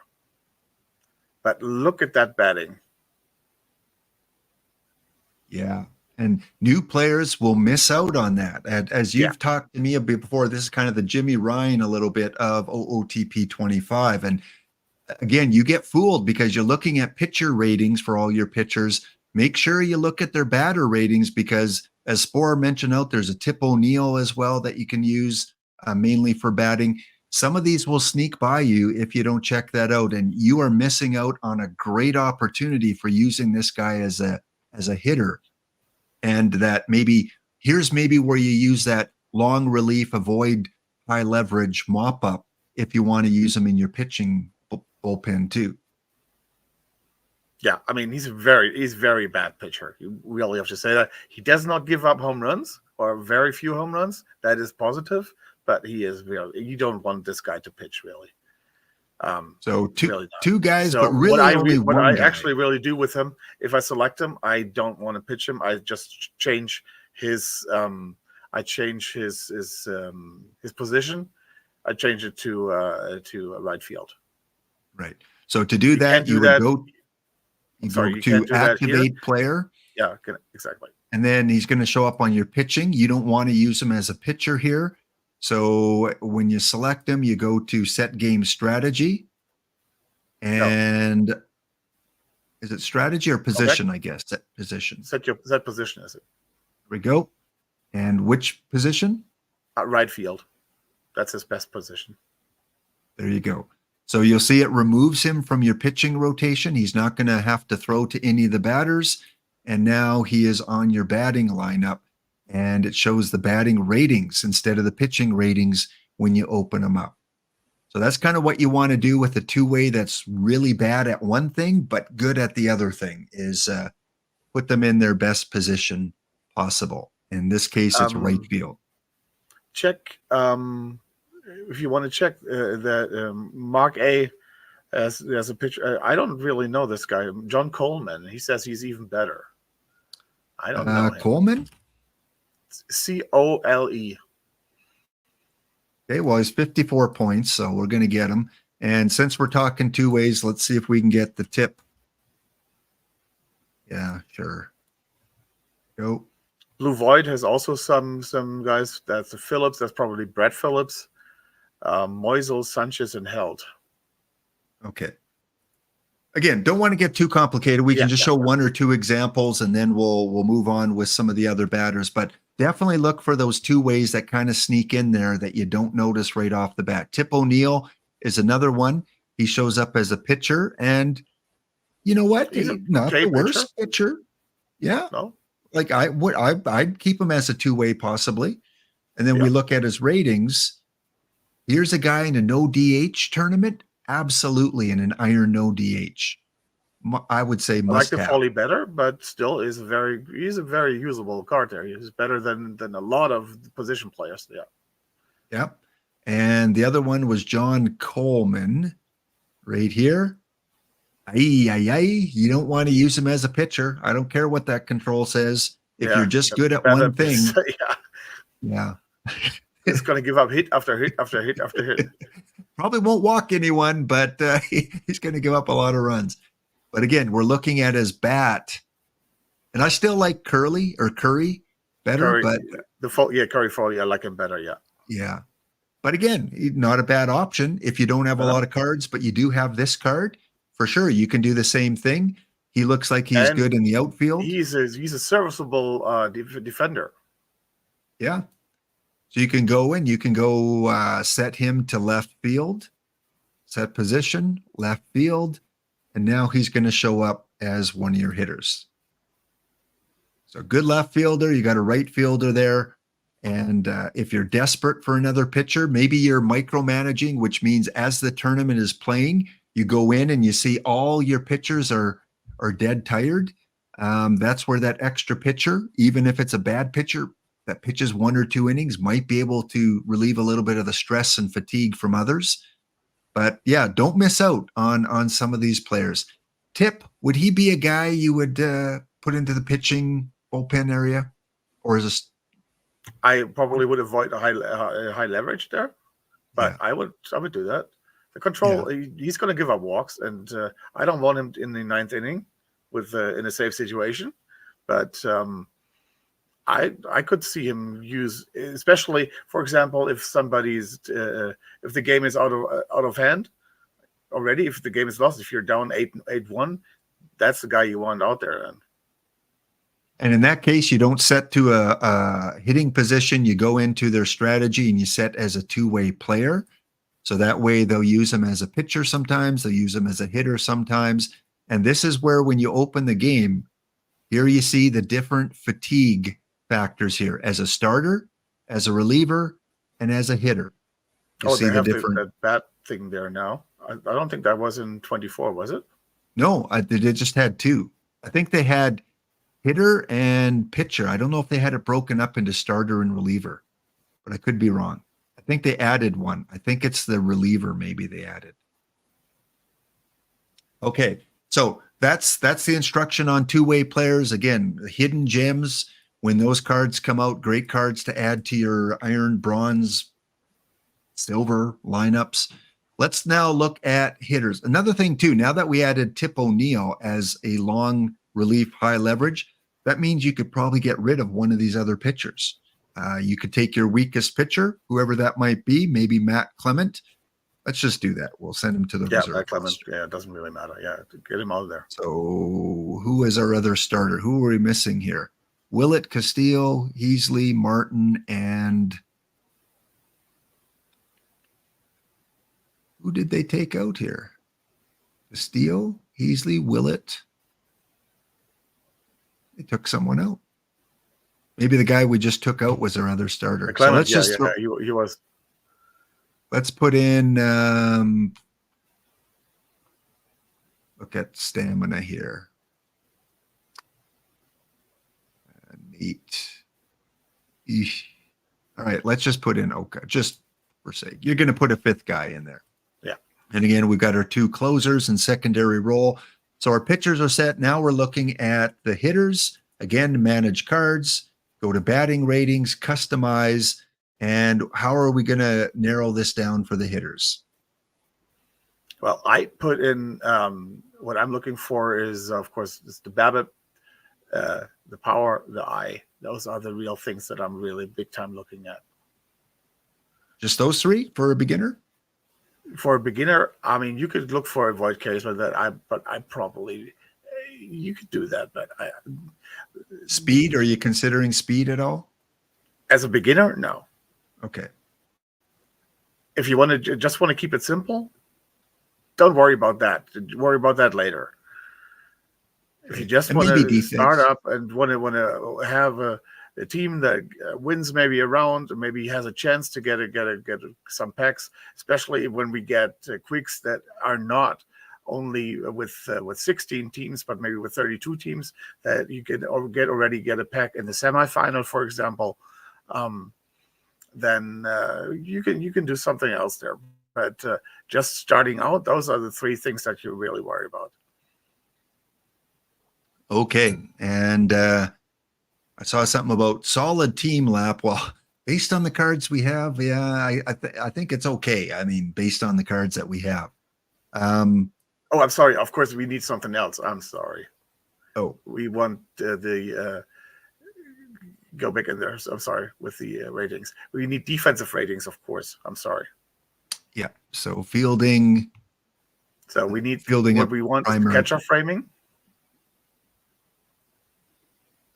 And we want infield range and outfield range.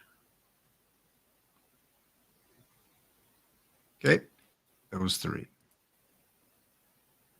So catcher framing for your catchers, for your infielders, you want the range. That's probably the most important category. And for your outfielder, the range as well. So if you can keep that in mind as a new player, focus on those for defense. As you play more and more, other ratings will come into play. But for now, focus on those ones. All right, we've got a few catchers to select from here. You always want two. You want to make sure you have two catchers. Otherwise, you're probably not going to do that well consistently. No, first of Ignore all, I the would- overall rating. Ignore that. Do completely not. ignore In fact, I wonder if we can even take that off. Overall rating, batting ratings. Where is that? PT info, yeah. Overall. No, it must be in general. general. There it is. Overall. Overall, okay. Ignore that. So Okay. first of all, if you look at how the game is set up, it has catcher, first baseman, second baseman, third baseman, shortstop, left field, center field, right field. That's how the game is set up, and that is the way I usually build my team, from the catcher to the first baseman to the second baseman. So I changed the position from all batters to catcher. So, and I think what I want from my catcher, I mean, there are two ways you can think about. You can have an offensive catcher that actually hits the ball, and you have a catcher that is very good at catching framing. Catch framing, if you don't know what that is that the catcher, if the best way it would be the pitcher pitches the ball right on the edge, right outside of the strike zone, and the catcher brings it back into the strike zone, so the umpire calls it a strike, even though it was a ball. That is catcher framing. Right. The way I interpret it is pitchers with lower control, it's going to help them out to get more of those strike calls and more strikeouts possibly because of that ability to frame the ball. All right, back to our hitters, back to our catchers. What Spora says is, of course, true that the error will play a role, but we are in a modern setting here, so yeah. That is the thing that I'm looking for there. Yeah, back era does matter. The further you go back in time, the less important the defense is for a catcher, and the more important the bat is for the catcher. And if you think of real catchers in real life, some of those great catchers in the past were much better hitters than they were catchers, and that's okay for the earlier eras. But modern defense, yeah, definitely matters for a catcher. I think like a Piazza, who was terrible at framing, he would maybe be considered the same as Salvador Perez right now, as not a good catcher, but a good hitter, but not a good catcher. and he is one of the best catchers in the last 30 years, basically. We revealed the secret by Spore and Warbot, so we got to do a mind wipe from the last 2 minutes. There you go. You guys are all mind wipe. Men in Black. Ignore that. No. So based on what you're saying, this is modern era. I would probably definitely sacrifice some bat for Steve O'Neill. He's got the highest framing. So do I go O'Neill and then take this power guy with the second best framing? Are you going to go O'Neill? But first of all, just sort after catcher framing, then we have already a better overview. And you see that the difference between number 1 and number 2 is significant. So you have to decide what you want. The second guy is still light blue, so that means that he's not bad and has a lot of power. So he will hit home runs. The other guy is basically a black hole offensively. Oh no, he's not. He's actually has some good eye. So he walks and has some gap power. So he will hit some home runs too. Not the 400 ones straight away center, but to the gaps. Yeah. So you have to decide what you want. And here, I think it's very clear. It's very clearly Steve O'Neill. Yeah. And as the second one, I would just take the second best catcher framing guy. Yeah. And that is actually that. Yeah. Yeah. So you could either go with easy. Little more rounded, but little less framing, or the power. And power plays, in the modern era. So let's go with Gedman. We'll deactivate him and then reactivate him. Okay, first baseman. So what do you want from a first baseman? Do we really care about any defense there? Power. You want power from a first baseman, or extremely good BABIP, like a Keith Hernandez or somebody like that. But actually, you want what you really want from what you really want. A Spice Girls thing there. Is power from the first baseman. Power and I, that's what you want. So who do we have here? Power and I. I think Russell Brandon, maybe. Yeah, but he is also a very good third baseman. So let's take him probably at third. We want him definitely in there. We know let's that look already. at our third baseman first, maybe. And he might be our third baseman. And you see the guy below him, and he's a first baseman. He might be our first baseman. So we find the two guys in the opposite position there. Okay, so we're going to go and we're going to take, there's Lee Stevens too. So we're going to take Branyan definitely for third. And then we got Stevens and Baker. Stevens and Baker. But Baker, they have the same BABIP. Baker has just a little less power, but 10 more I. So we take that Baker. Yeah, I think Baker definitely is the better profile of those two there. So again, Baker, a little less power, a little bit more balanced everywhere else. So we're going to activate him. On to second base. Now here's where that infield range comes into play, but maybe not so much for the second baseman. Double play is important for second baseman as well. So let's go to a true second baseman here. So infield range, turn, double play. Those are the two things I look for the most in a second baseman if I want that defense. This guy's a very utility type of guy. How are you going to decide a second baseman here? Well, I sort after infield range first. And then I take basically the best bet I can find with the highest infield range. That way around. That is my number one second baseman.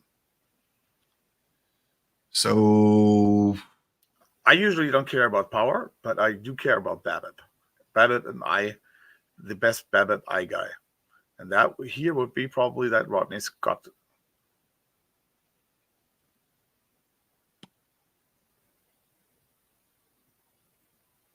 No, he doesn't. I mean, that infield range is a little low on the one hand. On the other hand, we don't have much better. Either we have infield range, but no, who's that Kissinger, but he's a shortstop too.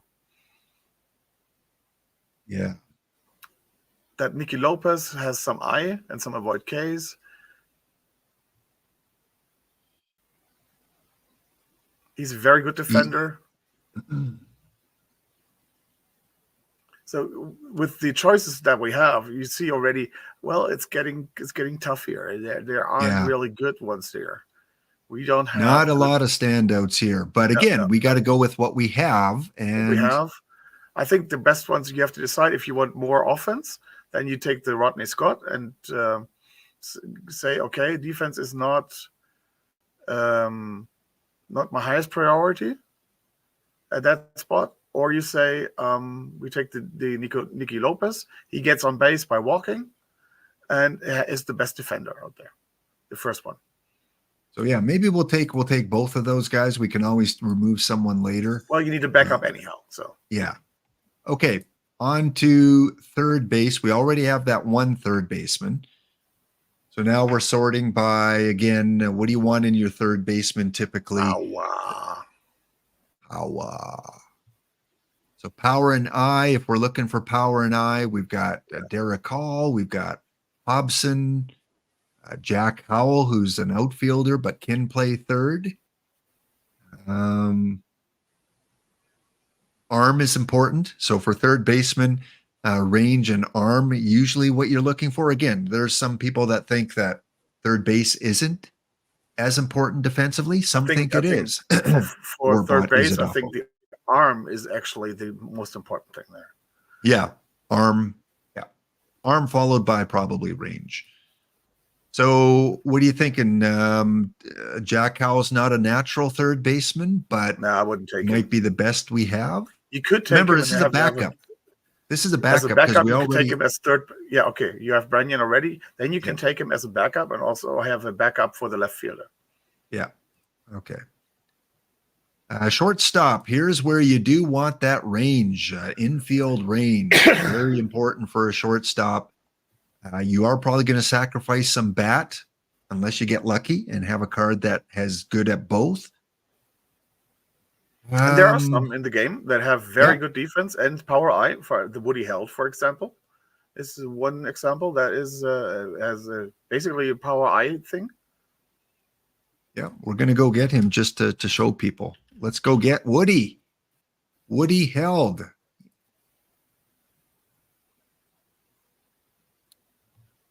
Where is he here? Shortstop, batting. He's already in the active roster because we had him there. Right.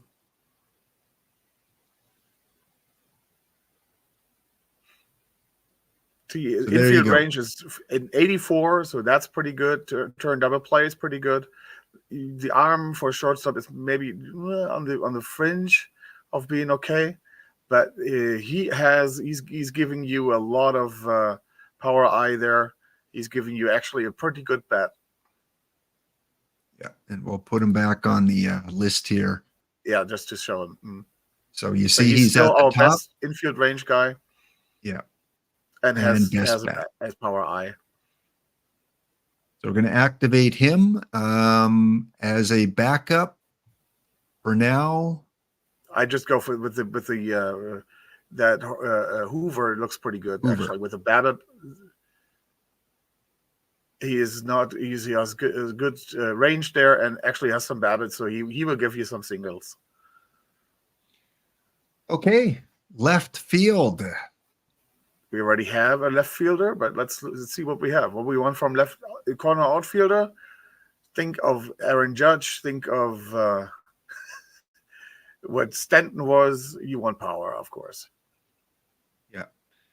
Hank Aaron, Judge, those kind of guys that play the corner outfield. Exactly. You don't really care about the outfield range that much. More is obviously nice, but with the corner outfielder, I just go more towards the power I. And you see that Willingham, that is one sweet bat. Yep. And maybe we have our second one as well. Yeah, that one is very nice too. Gives you more gap power than Willingham. And the center fielders here we'll probably use too. So look at if you let's look go at with these two. Maxwell, yeah, those two. The Maxwell you will very likely use in center field. Yeah, let's check them out. What do you want in center field? You want range, right? Outfield range, that's the one that I want. And you see that Maxfield has good outfield range and some power eye. We're going to use him. And secondary, you got a few to choose from here. Maybe, well, yeah, he's pretty good. He really looks pretty good. Yeah. Coluccio. So let's add him. Let's add him for now. Take him now. And right field. So right now we're at 26 out of 26. So we are going to have to make some adjustment. We added some of those two-way players. So maybe we don't need to add any more because we got Foley, remember? We should. And we should. We should be fine now. Yeah, I think we should be fine. So you got your 26 players. You got all your positions covered. You've got your pitcher rotation set up with no direct closers. You got a couple in the secondary role. You got Tip O'Neill as a long relief, avoid high leverage.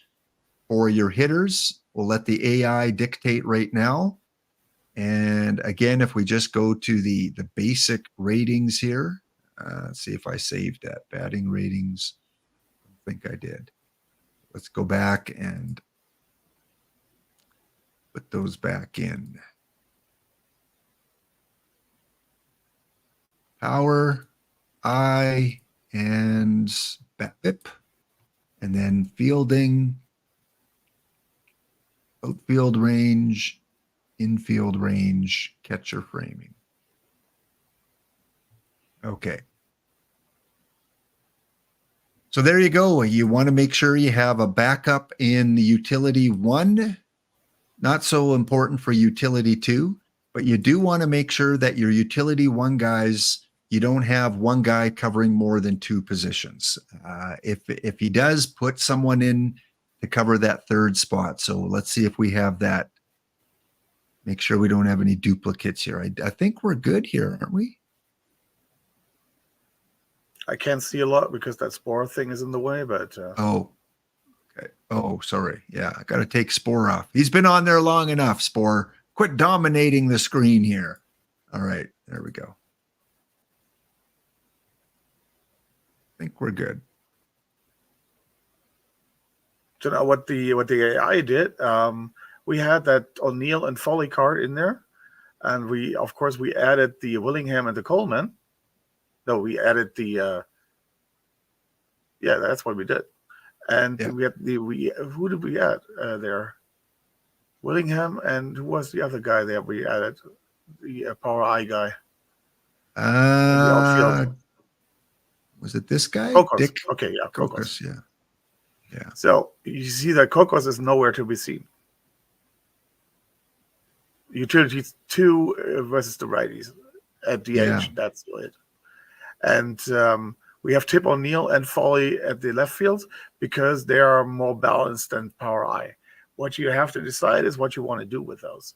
If you want the more balanced guy, or if you want the Power Eye guy, or if you want a mixture of them. I personally, you know me, I'm a BABIP guy. I like people who have decent power, but get on base, get people from first to third.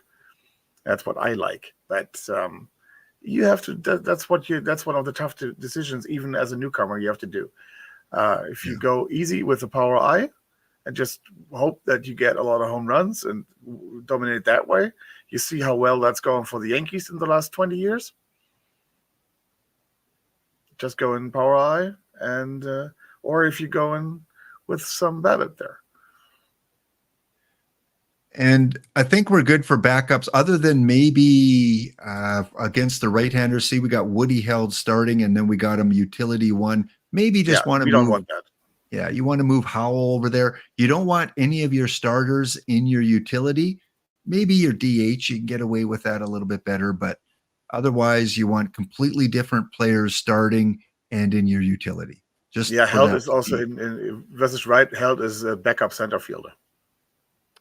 Versus right, was he? Oh yeah. So we got to put Coleman in, and then we're just going to put Branyan in to replace one of those Coleman, so he's only in there twice. Yeah, something like that. Always submit. The Brenyan Oh. is starting first baseman. The Cocos, we want the Cocos in there. Okay, there we go. Cocos. There we go. Yep, I think we're good there.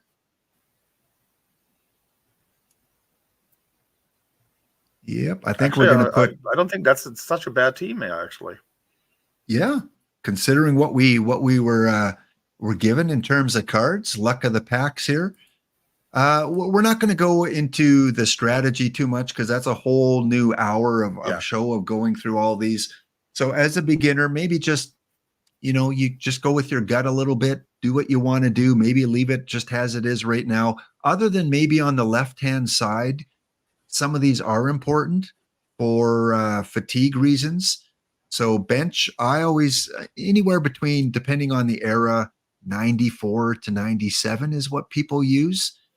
I kind of like 96. What do you like for modern era? I use 95. Use 95? Yeah. So 95, 96. And here for modern era, I kind of like 80 or 81. What do you like? I use 81. So I 81? I Okay. want to make sure that one day rest brings them back to 100%. And am I correct in thinking as you go further back in time for eras, you can lower this a little bit for both of them? I never do. You never do? You keep it the same? But okay. Maybe that's wrong. Yeah. For The only earlier thing you eras, really have to do, I'm sorry, that is very important for newbies too. There is that default allow pinch hitter when tired setting. yeah, That you what you really need to do is uncheck that box. and then click yes. You don't want if you're resting your guys on the bench, you don't want them to come in and pinch hit because that's not going to rest them. They're going to still be tired. So yes, I would prefer that it was the other way around. It was always set to off, but you got to make sure that you manually go and you change that. Otherwise, again, feel free to kind of play around with the settings. One of the popular theories is tone down your base stealing a little bit. Again, all depends maybe on the era that you're playing. But just for the sake of this tutorial, we're going to keep everything the same. We're going to submit. Or you can use the preset there. That's also the strategy presets. Yeah. Or you can use, you can import one of the pre-made ones in the game, which from a fictional or real life manager. You can do that. Lots of options. I would leave it just at default, for a few tournaments. Get used to playing some tournaments. And then once you've done that, very important, if you're doing it the way we're doing it here, you want to go and you want to export this. Export whatever your strategy is for this tournament. So we're just going to call this tutorial. Maybe put a date on there, just so that if you update it, you put the new date on. So we're just going to call this tutorial. We're going to save it. And now when we go to our start screen, because we're not in the roster builder, which is another way to create your team. Now when you go into a tournament, we're going to select a quick iron. Going to sign up. If we did it in roster builder, it would be there. We don't have that in roster builder. So for this one, we're going to have to go in and manually set it.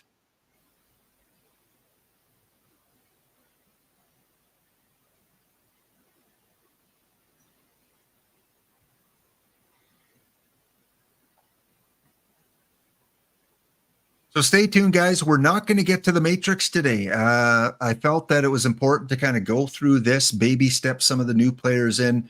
We're going to postpone the matrix for a different time. We are still going to do a couple random giveaways before the end of the stream, but Dr. Dynastic is coming on at the top of the hour, and I don't want to rush through the matrix because we want to give Brent his due time when it is played out. So we're going to finish off the show continuing on where we're going right now and present to you our top 10 cards very, very soon.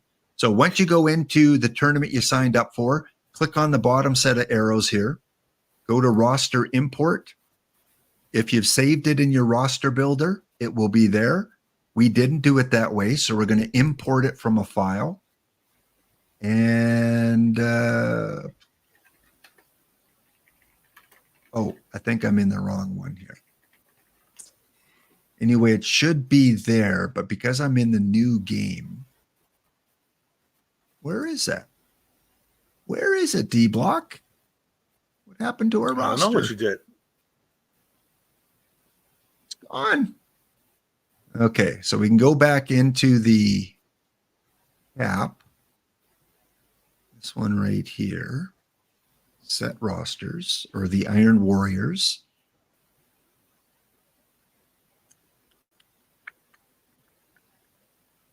And make sure everything's still the same. Yep. Yep. Okay, let's find out where I exported it to. Save, tutorial. Good. Import. There it is, right there, tutorial. So we should be good. Maybe I just missed it when I was looking for it. Let's go back. Go into our quick. And these quicks fill up like really quick. Like they are definitely something that you can't wait too long. So it doesn't give you a default roster because you don't have a default roster for this tournament. So you go back up, import, tutorial. There it is right there. Click import. Submit it right away before the tournament fired off. And you are good to go in the quick tournaments. There are pitchers. There are hitters. And it's as simple as that. Of course, D-Block, other types of tournaments, if you're entering cap tournaments, that's a whole different situation on the types of cards you might want to choose because you got to consider the level of the card this time. We hit it for quicks. We said, don't look at the rating overall, but for cap tournaments, you have to look at the rating. So this tournament has fired off. And now we can enter the next one. We can sign up for the next one. And because it's not in Roster Builder, we have to go back in and let's see if it puts the default one now that we've done it once. It should, actually. Sometimes it does, sometimes it doesn't. Let's see if it does. Give it a few seconds. No, it doesn't. Nope, it doesn't. So go back, import your roster that you created, tutorial. And you're good to go for that tournament. So we've just entered 2 tournaments now, and maybe by the end of the stream, we'll show you our success or non-success. Anything else about the actual tournament construction that we might have missed there, D-Block? I don't think I think that was a lot already for newcomers, and a lot for pros who are just going, "Ooh, okay, get on with it." We know that already. We know it. We know it. Okay, let's finish off by going through cards you want to get on the card shop, folks. And again, maybe not the best cards, maybe not the meta, but cards that are working for us in Iron or Bronze. I asked D-Block to give us 5 Iron cards, and myself, I'm going to show you Bronze that are working for me, specifically for the 5L, because I'm not able to get into a lot of dailies in Bronze. I don't have a lot of stats to look off of. So I'm going kind of with results from the 5L for Bronze cards. So let's start us off, D-Block, here, looking at your first recommendation, and it's a 40, the lowest you can get. Yeah, Derek Dietrich. We all know Derek Dietrich from last year already. He was an Iron there too.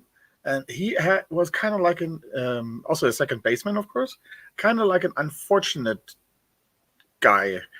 There was always somebody, wherever you put him, he was also a power I guy like this year, but there was always somebody better wherever you put him. He was kind of like always like the rabbit and the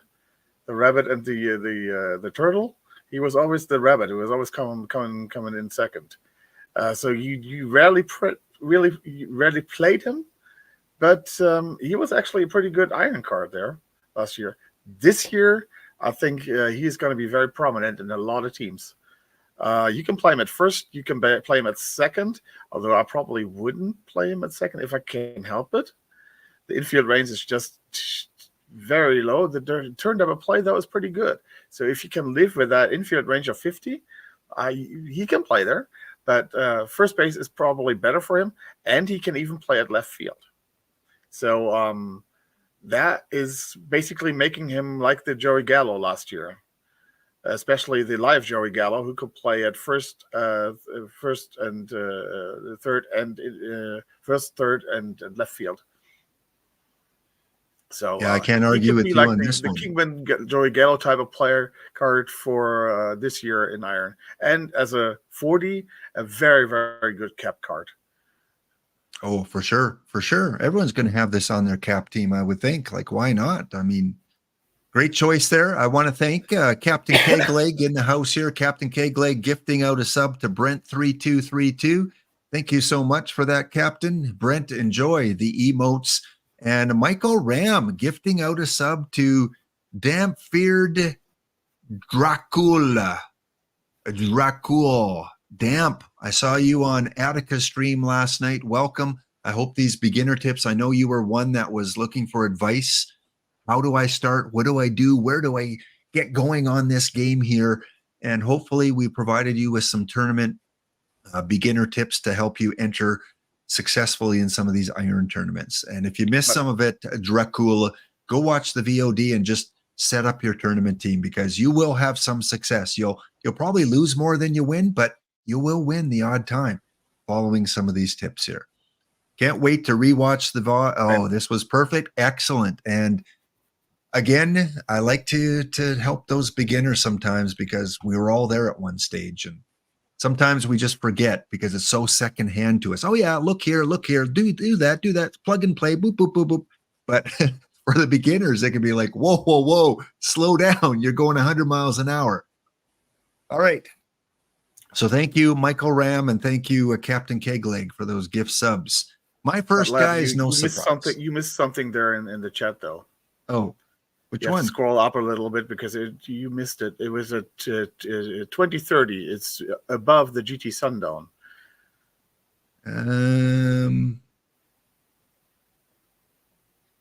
2030, of course, is my time. So it's at 30. Okay.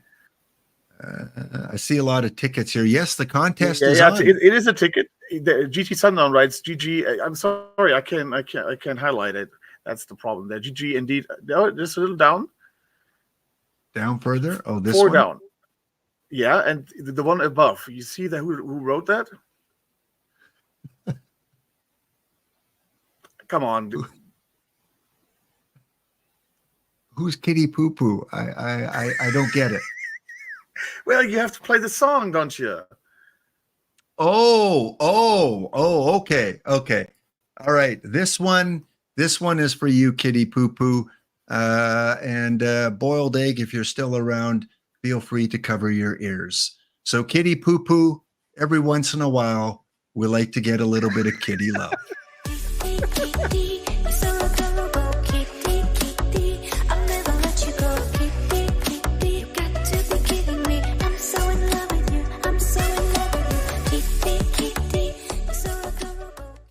All right. Thank you, D Block, for noticing there. And D King, that one is for you as well. In fact, D King said it was so good, we got to play it again.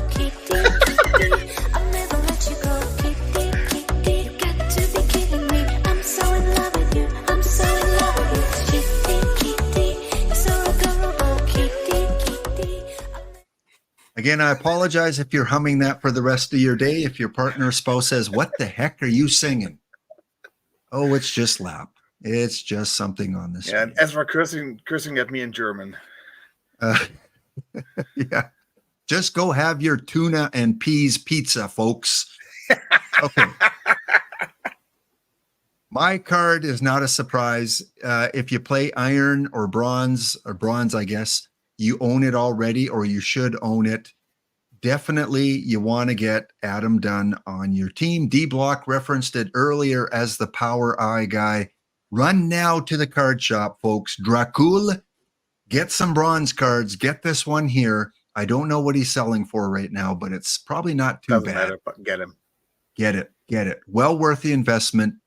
Play him in left field. Heck, play him in right field. Play him in DH if you want. But Adam Dunn, Man, that power, that I, with a little bit of BABIP to throw in there, and this guy's even got a little speed on the base pass. Oh, done. Yeah, look at everyone salivating at that done. Good call, Lap. Good call. Done. Yeah, LT 50 PP. So, I mean, come on. No reason not to have them. If you're a PAX only team, you can still run there. You have to window shop, though. Only window shopping for PAX only teams. Okay, let's go on to your next Iron card here. A guy that wasn't on my radar for Iron, but he is now. Russell Branyan. And we did have him on the team, right? He was one of our... Yeah, we had the card, luckily. Yeah. So again, he's got that profile. If you look at, actually, he's a pretty similar profile than the Dunn card. Just a little bit, not the big power eye thing, but if you compare the Dunn with the Babbitt and the things, and the Branyan, it's from the hitting stuff, not Dietrich and Dunn, but Dunn and Branyan. Yeah, just I somehow got ahead of the things here. Okay, let's put it back on there. There we go. There's D-Block. How you doing, D-Block? I hate cats. All right. So you're playing him third base, both ways on an Iron team? Yeah, definitely. There's nobody close, I think, right now in third base. Okay, that makes sense. My next guy, here's a guy that you're not going to get home run from, but he's worked well for me in the 5L, maybe because it's a 1976 tournament. Maybe he works better as you go back in time, but he's got good speed. Center field range is 74. Again, maybe not the best for a center fielder. We talked about range being important, but I sacrificed some of the range for the bat. I think he's got a really good bat other than the home run power. He's very solid against both sides of the plate. What do you think about Adam Eaton? Is that a guy that you look for in bronze? Yeah, definitely. I mean, you know me, I'm a BABIP guy. I love this card. He actually has some eye there. He doesn't have the power, okay, but he has gap power. So it's not that you don't get home runs from him. Especially against the righties, you will get home runs from him that go like, if you're playing like in Minute Maid Park, that guy is going to hit your home runs. It's going to give you some. Yeah. Those 350, 370 home runs to the sides. That's what he's going to give you. And I think the outfield range isn't bad. It's serviceable. It's not the best outfield range. He's not a premier defender out there, but he doesn't need to. He's not going to hurt you out there. That's the thing that I think. And someone's asking, well, could you put him in left field or right field? You can, because he does qualify for left field and right field, but there are no ratings for it. I'm always a little bit hesitant in tournaments to put guys that are qualified, because I think, from my own opinion, they're going to make more mistakes, more errors, more, you don't want that in the outfield. So I use him at center field, but yeah, in a pinch, I guess you could use him in left and right field. And we talk about platoons. If you really wanted, you could find a better center fielder against the left-handed pitchers and use a platoon situation. But for now, I'm running them both ways in bronze. So Adam Eaton and Adam Dunn. I've got a couple Adams as part of my lineup. Your next guy, a catcher. Look at that framing, D-Block. Didn't you say something about framing earlier? Yeah. So he's the guy. I think there are two catchers in Iron that you could probably use. Maybe three, maybe four. If you count that Yasmani Grandal has two cards. You have the historic Grandal, who's a little bit better bat, but a worse defender. Or was it the other way around? Well, one is the better bat, one is the better defender, but they're pretty equal. But I think ahead of both Grandals, there's the Steve Yeager, who is a little more balanced with the bat there, but is not as good as with the catcher framing. This guy is the catcher framing guy with power and eye and the gap power. So right now I'm playing Porter as my guy and Yeager as my backup. All right, and Captain Kegleg's mad at us, so We got to get Captain. Can't stop saying- We got to get Captain K-Leg a little happy, and also fulfilling the request of old Dylan 045, who wants to hear the K-Tel. We're switching it up next week as we get into April, but here is your K-Tel track of the month.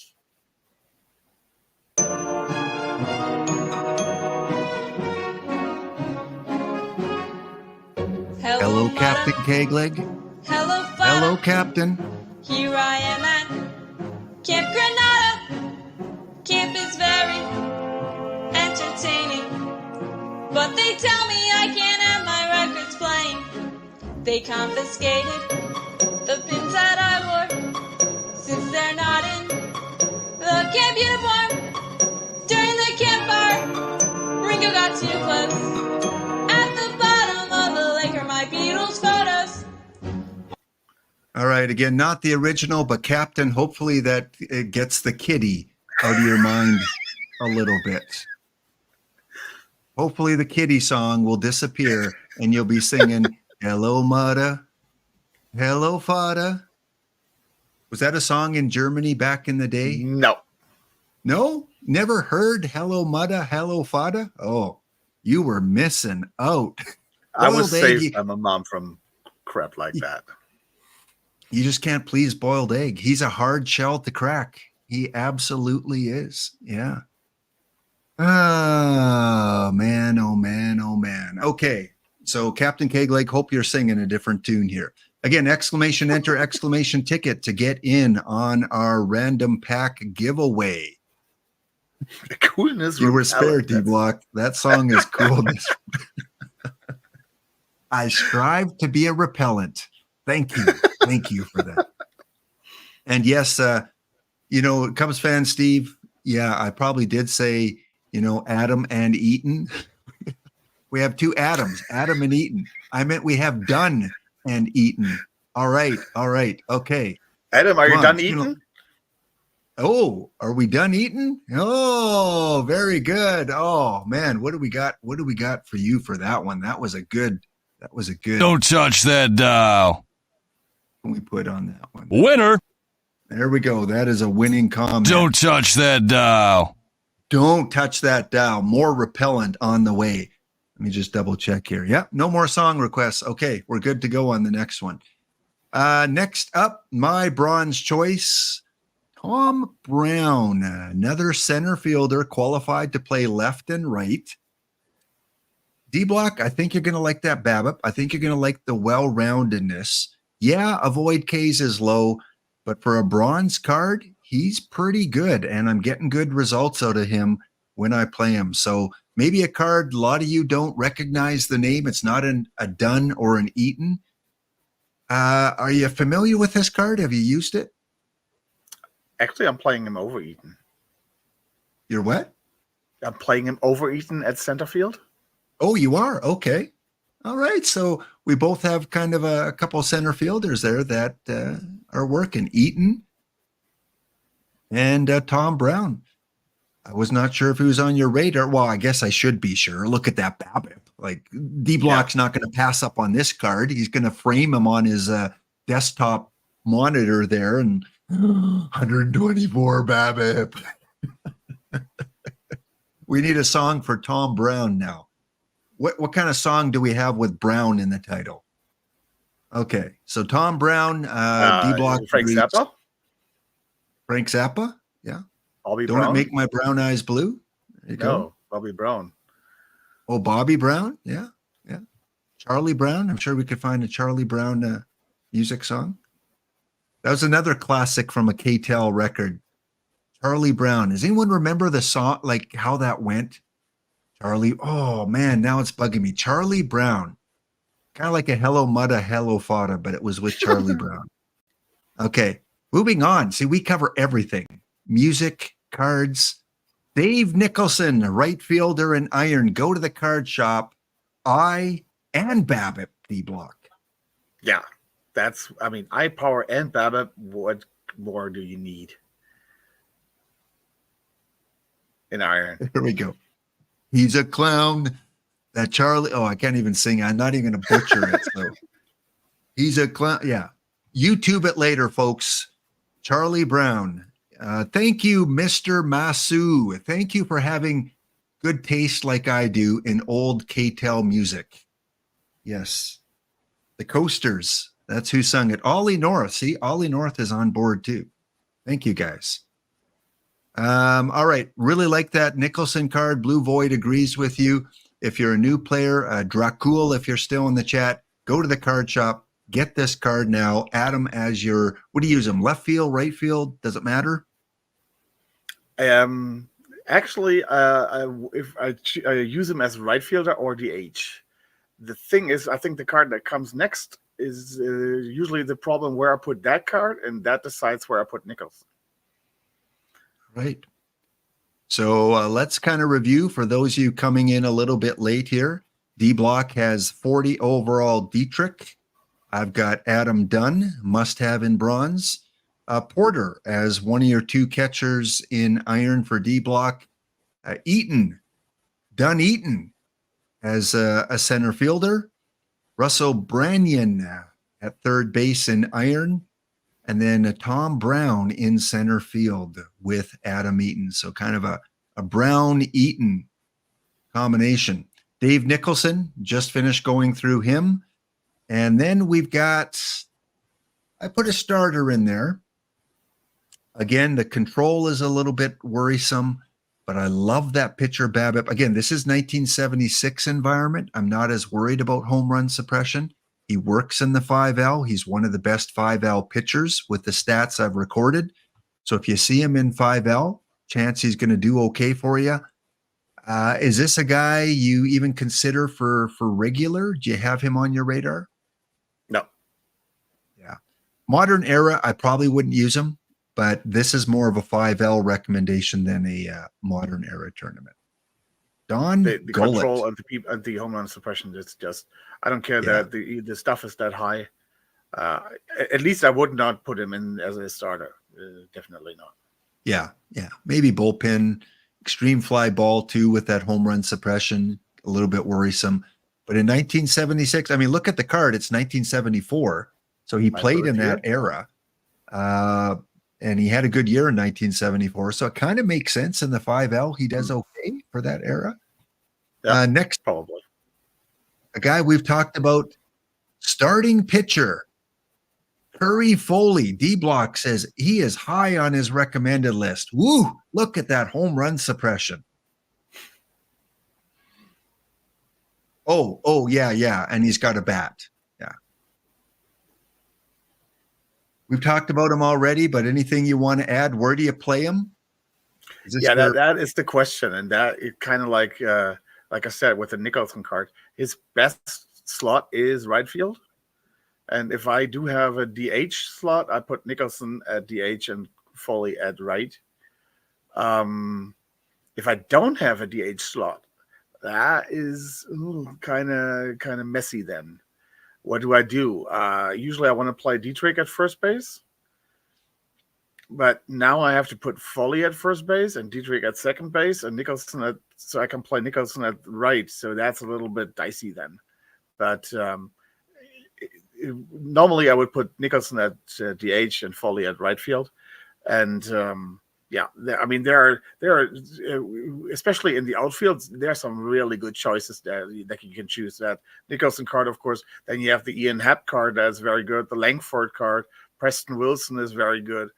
So there are some choices that you can have. But I just wanted to that Foley card with the three spots where you can put him, basically with first base, right field, and DH. And that decides where you play basically everybody else for me. So there you go. And my last card recommended for bronze. Any guesses who I have as a bronze guy? I mean, some obvious ones I've picked so far, but do you have a any guess? Bronze? Do we have that? No, we don't. We have a silver. No, Dave Stephen bronze right now. Any guesses who my last bronze card will be? Guesses? No. Anything come to mind?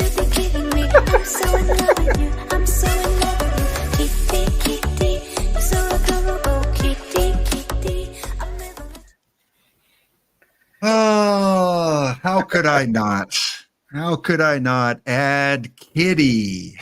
Yes. Too late, boiled egg. I snuck that one in. See, I had to play it before I mentioned it. Oh, NASPace. Oh, what's NASPace doing? There you go. See, Kitty Poo Poo. Kitty Poo Poo is on board with it. Ezra Day, not so much. Ezra's not on board with it. Maybe we'll go with that Charlie Brown. We keep getting Charlie Brown lyrics here. You know, he's a clown. That Charlie Brown. So there you go. And NASPace redeemed something. Oh, NASPace. What did NASPace redeem? Oh, yeah. I mean, like I said, you can't have cats without dogs. Right, boiled egg? Who let the dogs out? Who let the dogs out? Who let the dogs out? Who let the dogs out? Boiled egg, you're the best.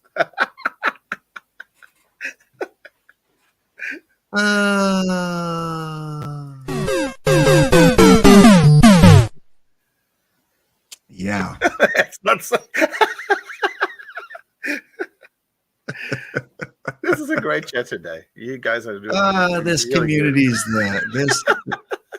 this community's the best. Yes.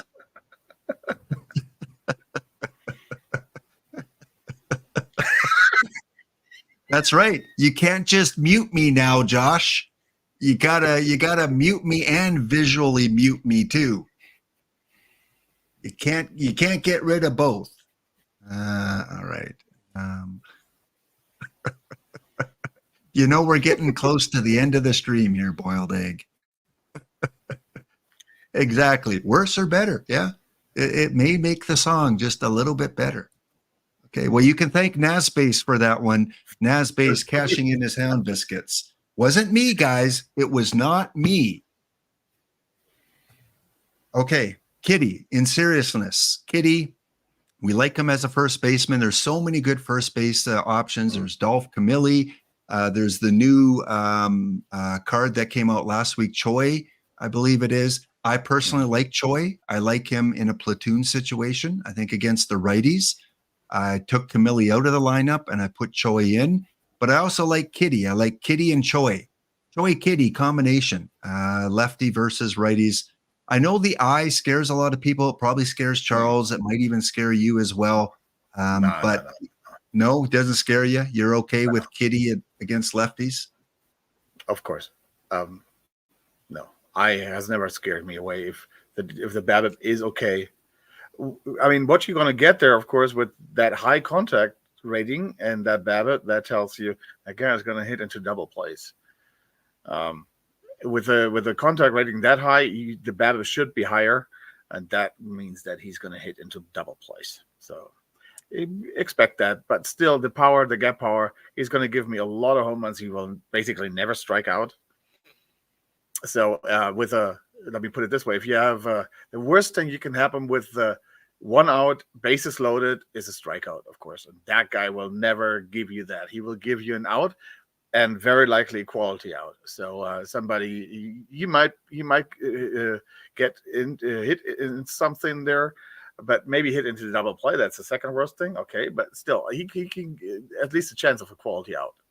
And but I still prefer the style over Kitty, and I might even prefer the Kendrys Morales over Kitty. The Morales does not have the blue, but he is more balanced. And I think I like that. I probably like it over Kitty, but in the 5L, if I see Kitty, I'm drafting him, of course. Hey, Captain, you got to tell D-Block to stop saying he said Kitty like 17 times in like 18 seconds. And I tried to get as many Kitties in as I could. Oh. So you're saying Kitty is a good option as first baseman. The speed, I agree, Charles, very underrated for first base. And someone mentioned, Brent mentioned Stahl. Someone also mentioned him. I use him at DH. So I've got Stahl at DH. I've got Kitty first base versus lefties. And I've got Choi first base versus righties. But there are so many options. As you mentioned, Morales, We've got Dolph Camilli. Pick and choose whoever you want as your Tony first base. Solito also. Who? Which one? Tony was it Solito? Oh, Tony, Solito? yeah. Tony, I'm not. Don't give music lessons a free card here. What? Don't give music in his theme team. You just might have mispronounced his name. Just say. He doesn't have the contact to Babbitt as Kitty has, but he's better with the power. I get power, so. Warbot's definitely not playing Kitty, but would love it if you change his nickname to Kitty Kitty. Okay. Spore, thank you for all the great names. We got Doggy. So every time I pull a doggy on stream, we get Who Gets the Dogs Out. Every time I pull a kitty, we get Captain Kegleg and Boiled Eggs' favorite song. And thank you again, Nazbase, for reminding us about that song. It's been so long since we played it. So how cool is it to have a card named Kitty in the game? And I think that's it in terms of cards that we have to present. So chat, unless you have any other beginner questions about cards, like I said, these are not necessarily the best cards in the game. These are just, we wanted to pick 5 each and get you guys to the card shop if you're a non-packs only team and put them on an iron or bronze roster. We'll see new cards come out every week, maybe some iron, maybe some bronze, and at some point Spore will be back with the Tuesday Treasure Trove, which are specifically lower level cards, iron, bronze, some silver, and the odd gold. I wonder who's in the 5L final today. Has anyone noticed who's in the 5L final? Has anyone come across that yet? 5L final? Oh, Spore, are you back in the 5L final? You're getting worked. Who's working you in the 5L final this time? Is it like Tactile or Music Lessons or D Block or Tiger Cub or It's not me. the Mill Basin Yankees? Is it the Portland Sea Dogs? Los Angeles Terminators? So many good teams. All right, let's do our draw here. We got exclamation enter, exclamation ticket. If you have not entered, you've got your 10-second warning. Ezra Denny won the first one. And if he wins again, I'm going to call it a user error. We're going to redraw. We also have our bounty winner. Congratulations to Pitbull. Pitbull for winning the bounty. Thank you to the Millstone 4 and this is going to be tough to pronounce. W33ZE _ the _ JUIC3. So Wheeze _ the Juice. Thank you, Wheeze the Juice, for the follow. And also thank you to Gaiaki1 for the follow a little bit earlier. Okay. 5, 4, 3, 2, 1, and done. All right. If the username has Kitty anywhere in their username, you get 10 packs. Otherwise, it's 5 packs. Winner is. Wait. So I've got this. I might as well use it.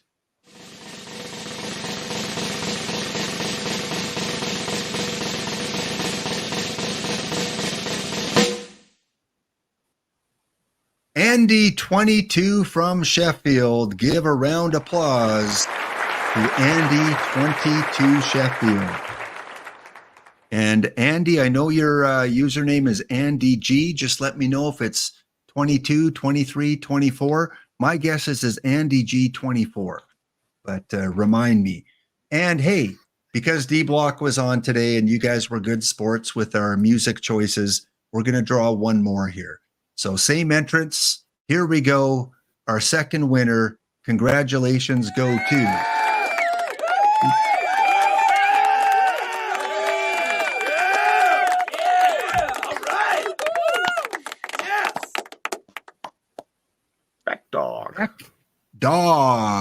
Beck Dog. Wow. Those kitties a dog. You know, and Captain Kegleg, thank you for the reminder because, a dog won. I wonder if I have any dog music here. Let's see. Do I have anything that could celebrate dog winning? Little woman shout out, who let the dogs out? Who let the dogs out? Who let the dogs out? All right, Beck Dog, if you're in the house, send me a whisper. I don't think I've sent you any packs before. I do need to know your OOTP username, so click on my name in the chat there, click whisper, and send me what your account name is, and your MasterCard, and the expiry date, and the little SIN number on the back. No, you don't need to send all that stuff. Oh, boiled egg, we love you. We love you, boiled egg. Yes, yes. Well, D-Block, thank you so much again for coming on. Always have fun having you on here, talking about my favorite lower level cards. Hopefully we've been able to give the new people a starting point, and I think we have. Any closing comments? Tell us a little bit about what's coming up on your streams. When are you streaming? Inform the community. I'm going to stream tomorrow. I'm going to look at my first, my bronze lineups there. I think I have now a little bit figured it out more what is working there, especially with the pitchers. So I'm going to look at that, and let's just want to have just a little fun stream there before EBC comes in with Guess the Set. So are we probably gonna raid into him and just get your morning coffee and have your good morning show with myself. Maybe some tuna and pea pizza to be had. Go check it out tomorrow morning. Did anyone in chat, did we get a preview of what's coming yet? Have they released the teaser yet for this week in Perfect Team? If not, I'm sure it'll come out later today or early tomorrow, and we'll see what Thursday has in store. I am back tomorrow. Tomorrow we are back with the face-off, the showdown. Let me get to that slide here. Let me take this off for a sec because we have one more thing we have to do here. Where is it? All right, so let's put that back on here. So the Wednesday stream is always about the community showdown, and two teams will face off, and then another two teams will face off in this first round. The winners that chose those teams to represent the community will get 10 packs each tomorrow, and they move on to the round of 32. We'll also do a giveaway of 5 packs for those of you guys that can enter into who you think will win tomorrow. Last week, our two community winners were IBDB2U, who is representing the 2001 Seattle Mariners. Over 100 wins that season. Ichiro was on the team. What a team that was. A shame they were not able to take it all the way. Maybe one of the best teams never to win a World Series there. And D-Block's favorite team, represented by Minerva, they took out the Detroit Tigers from 1984 last week. Of course they did. The Tigers. The Tigers. Or cover your ears. You may not want to hear this. Your 84 Tigers lost to the 2015 Kansas City Royals. So those were our two winners last week. We'll have two more winners tomorrow. 64 different community members chose a team, and we put them on the wheel to see who faces off in round one. Again, the winners, the community members that chose the winning teams, will get 10 packs. Plus, we'll do a random giveaway for, well, not random, because you do have to do a little bit of work for the other packs too. So let me go to the wheel. All right, in tomorrow's showdown, who is going to play off against each other? The home team in game number 1 or series number 1. They will get home field advantage for games 1 and 3 if necessary. And that will be The 1906 Chicago Cubs, represented by Sean Soul Penn. All right, Sean, you will have home field advantage tomorrow. Your opponent is round and round we go. You are going to be playing the 2019 Houston Astros, and that is representing Cedar Park Pandas. Now, is that with sign stealing or without? We're hiding the garbage cans, folks. They will be nowhere near the field. Okay. So 2019 Astros against the 1906 Cubs. Series number 2. Home field will go to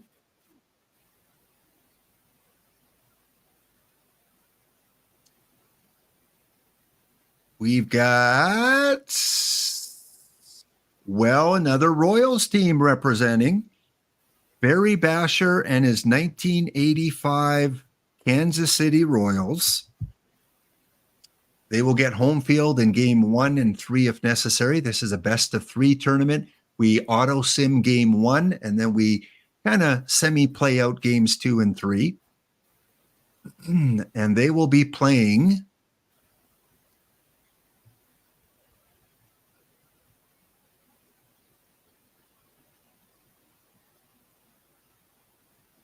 well, look at that. We're going to see the 1906 Cubs twice. Very popular team.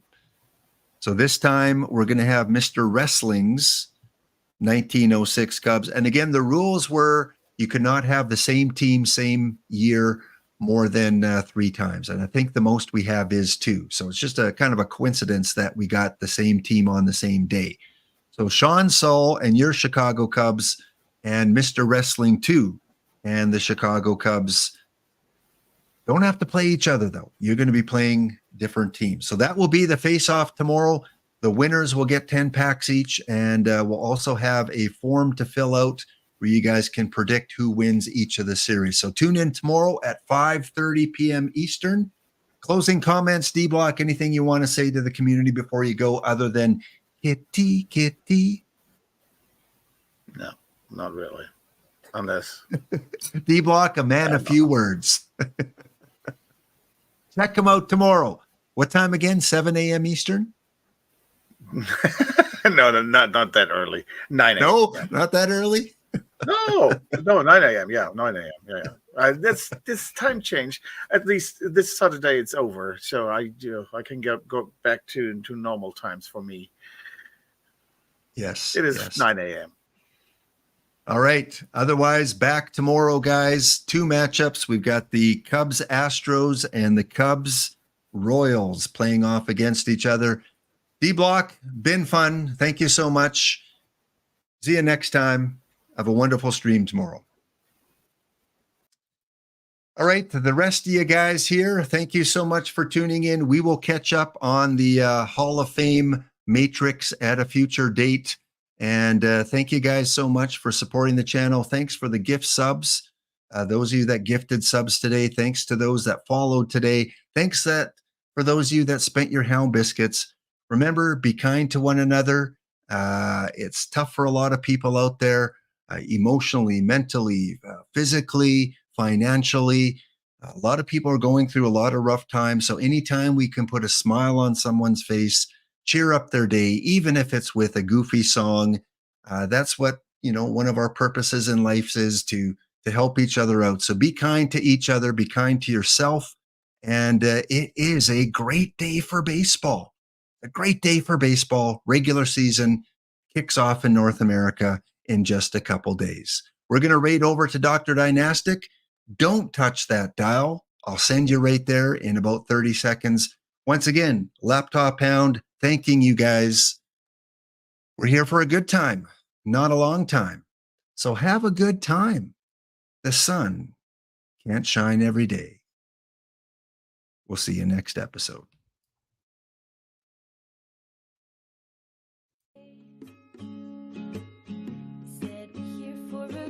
good time. For a good time. Oh, not a long time. Not a long time. So have a good time. The sun can't shine.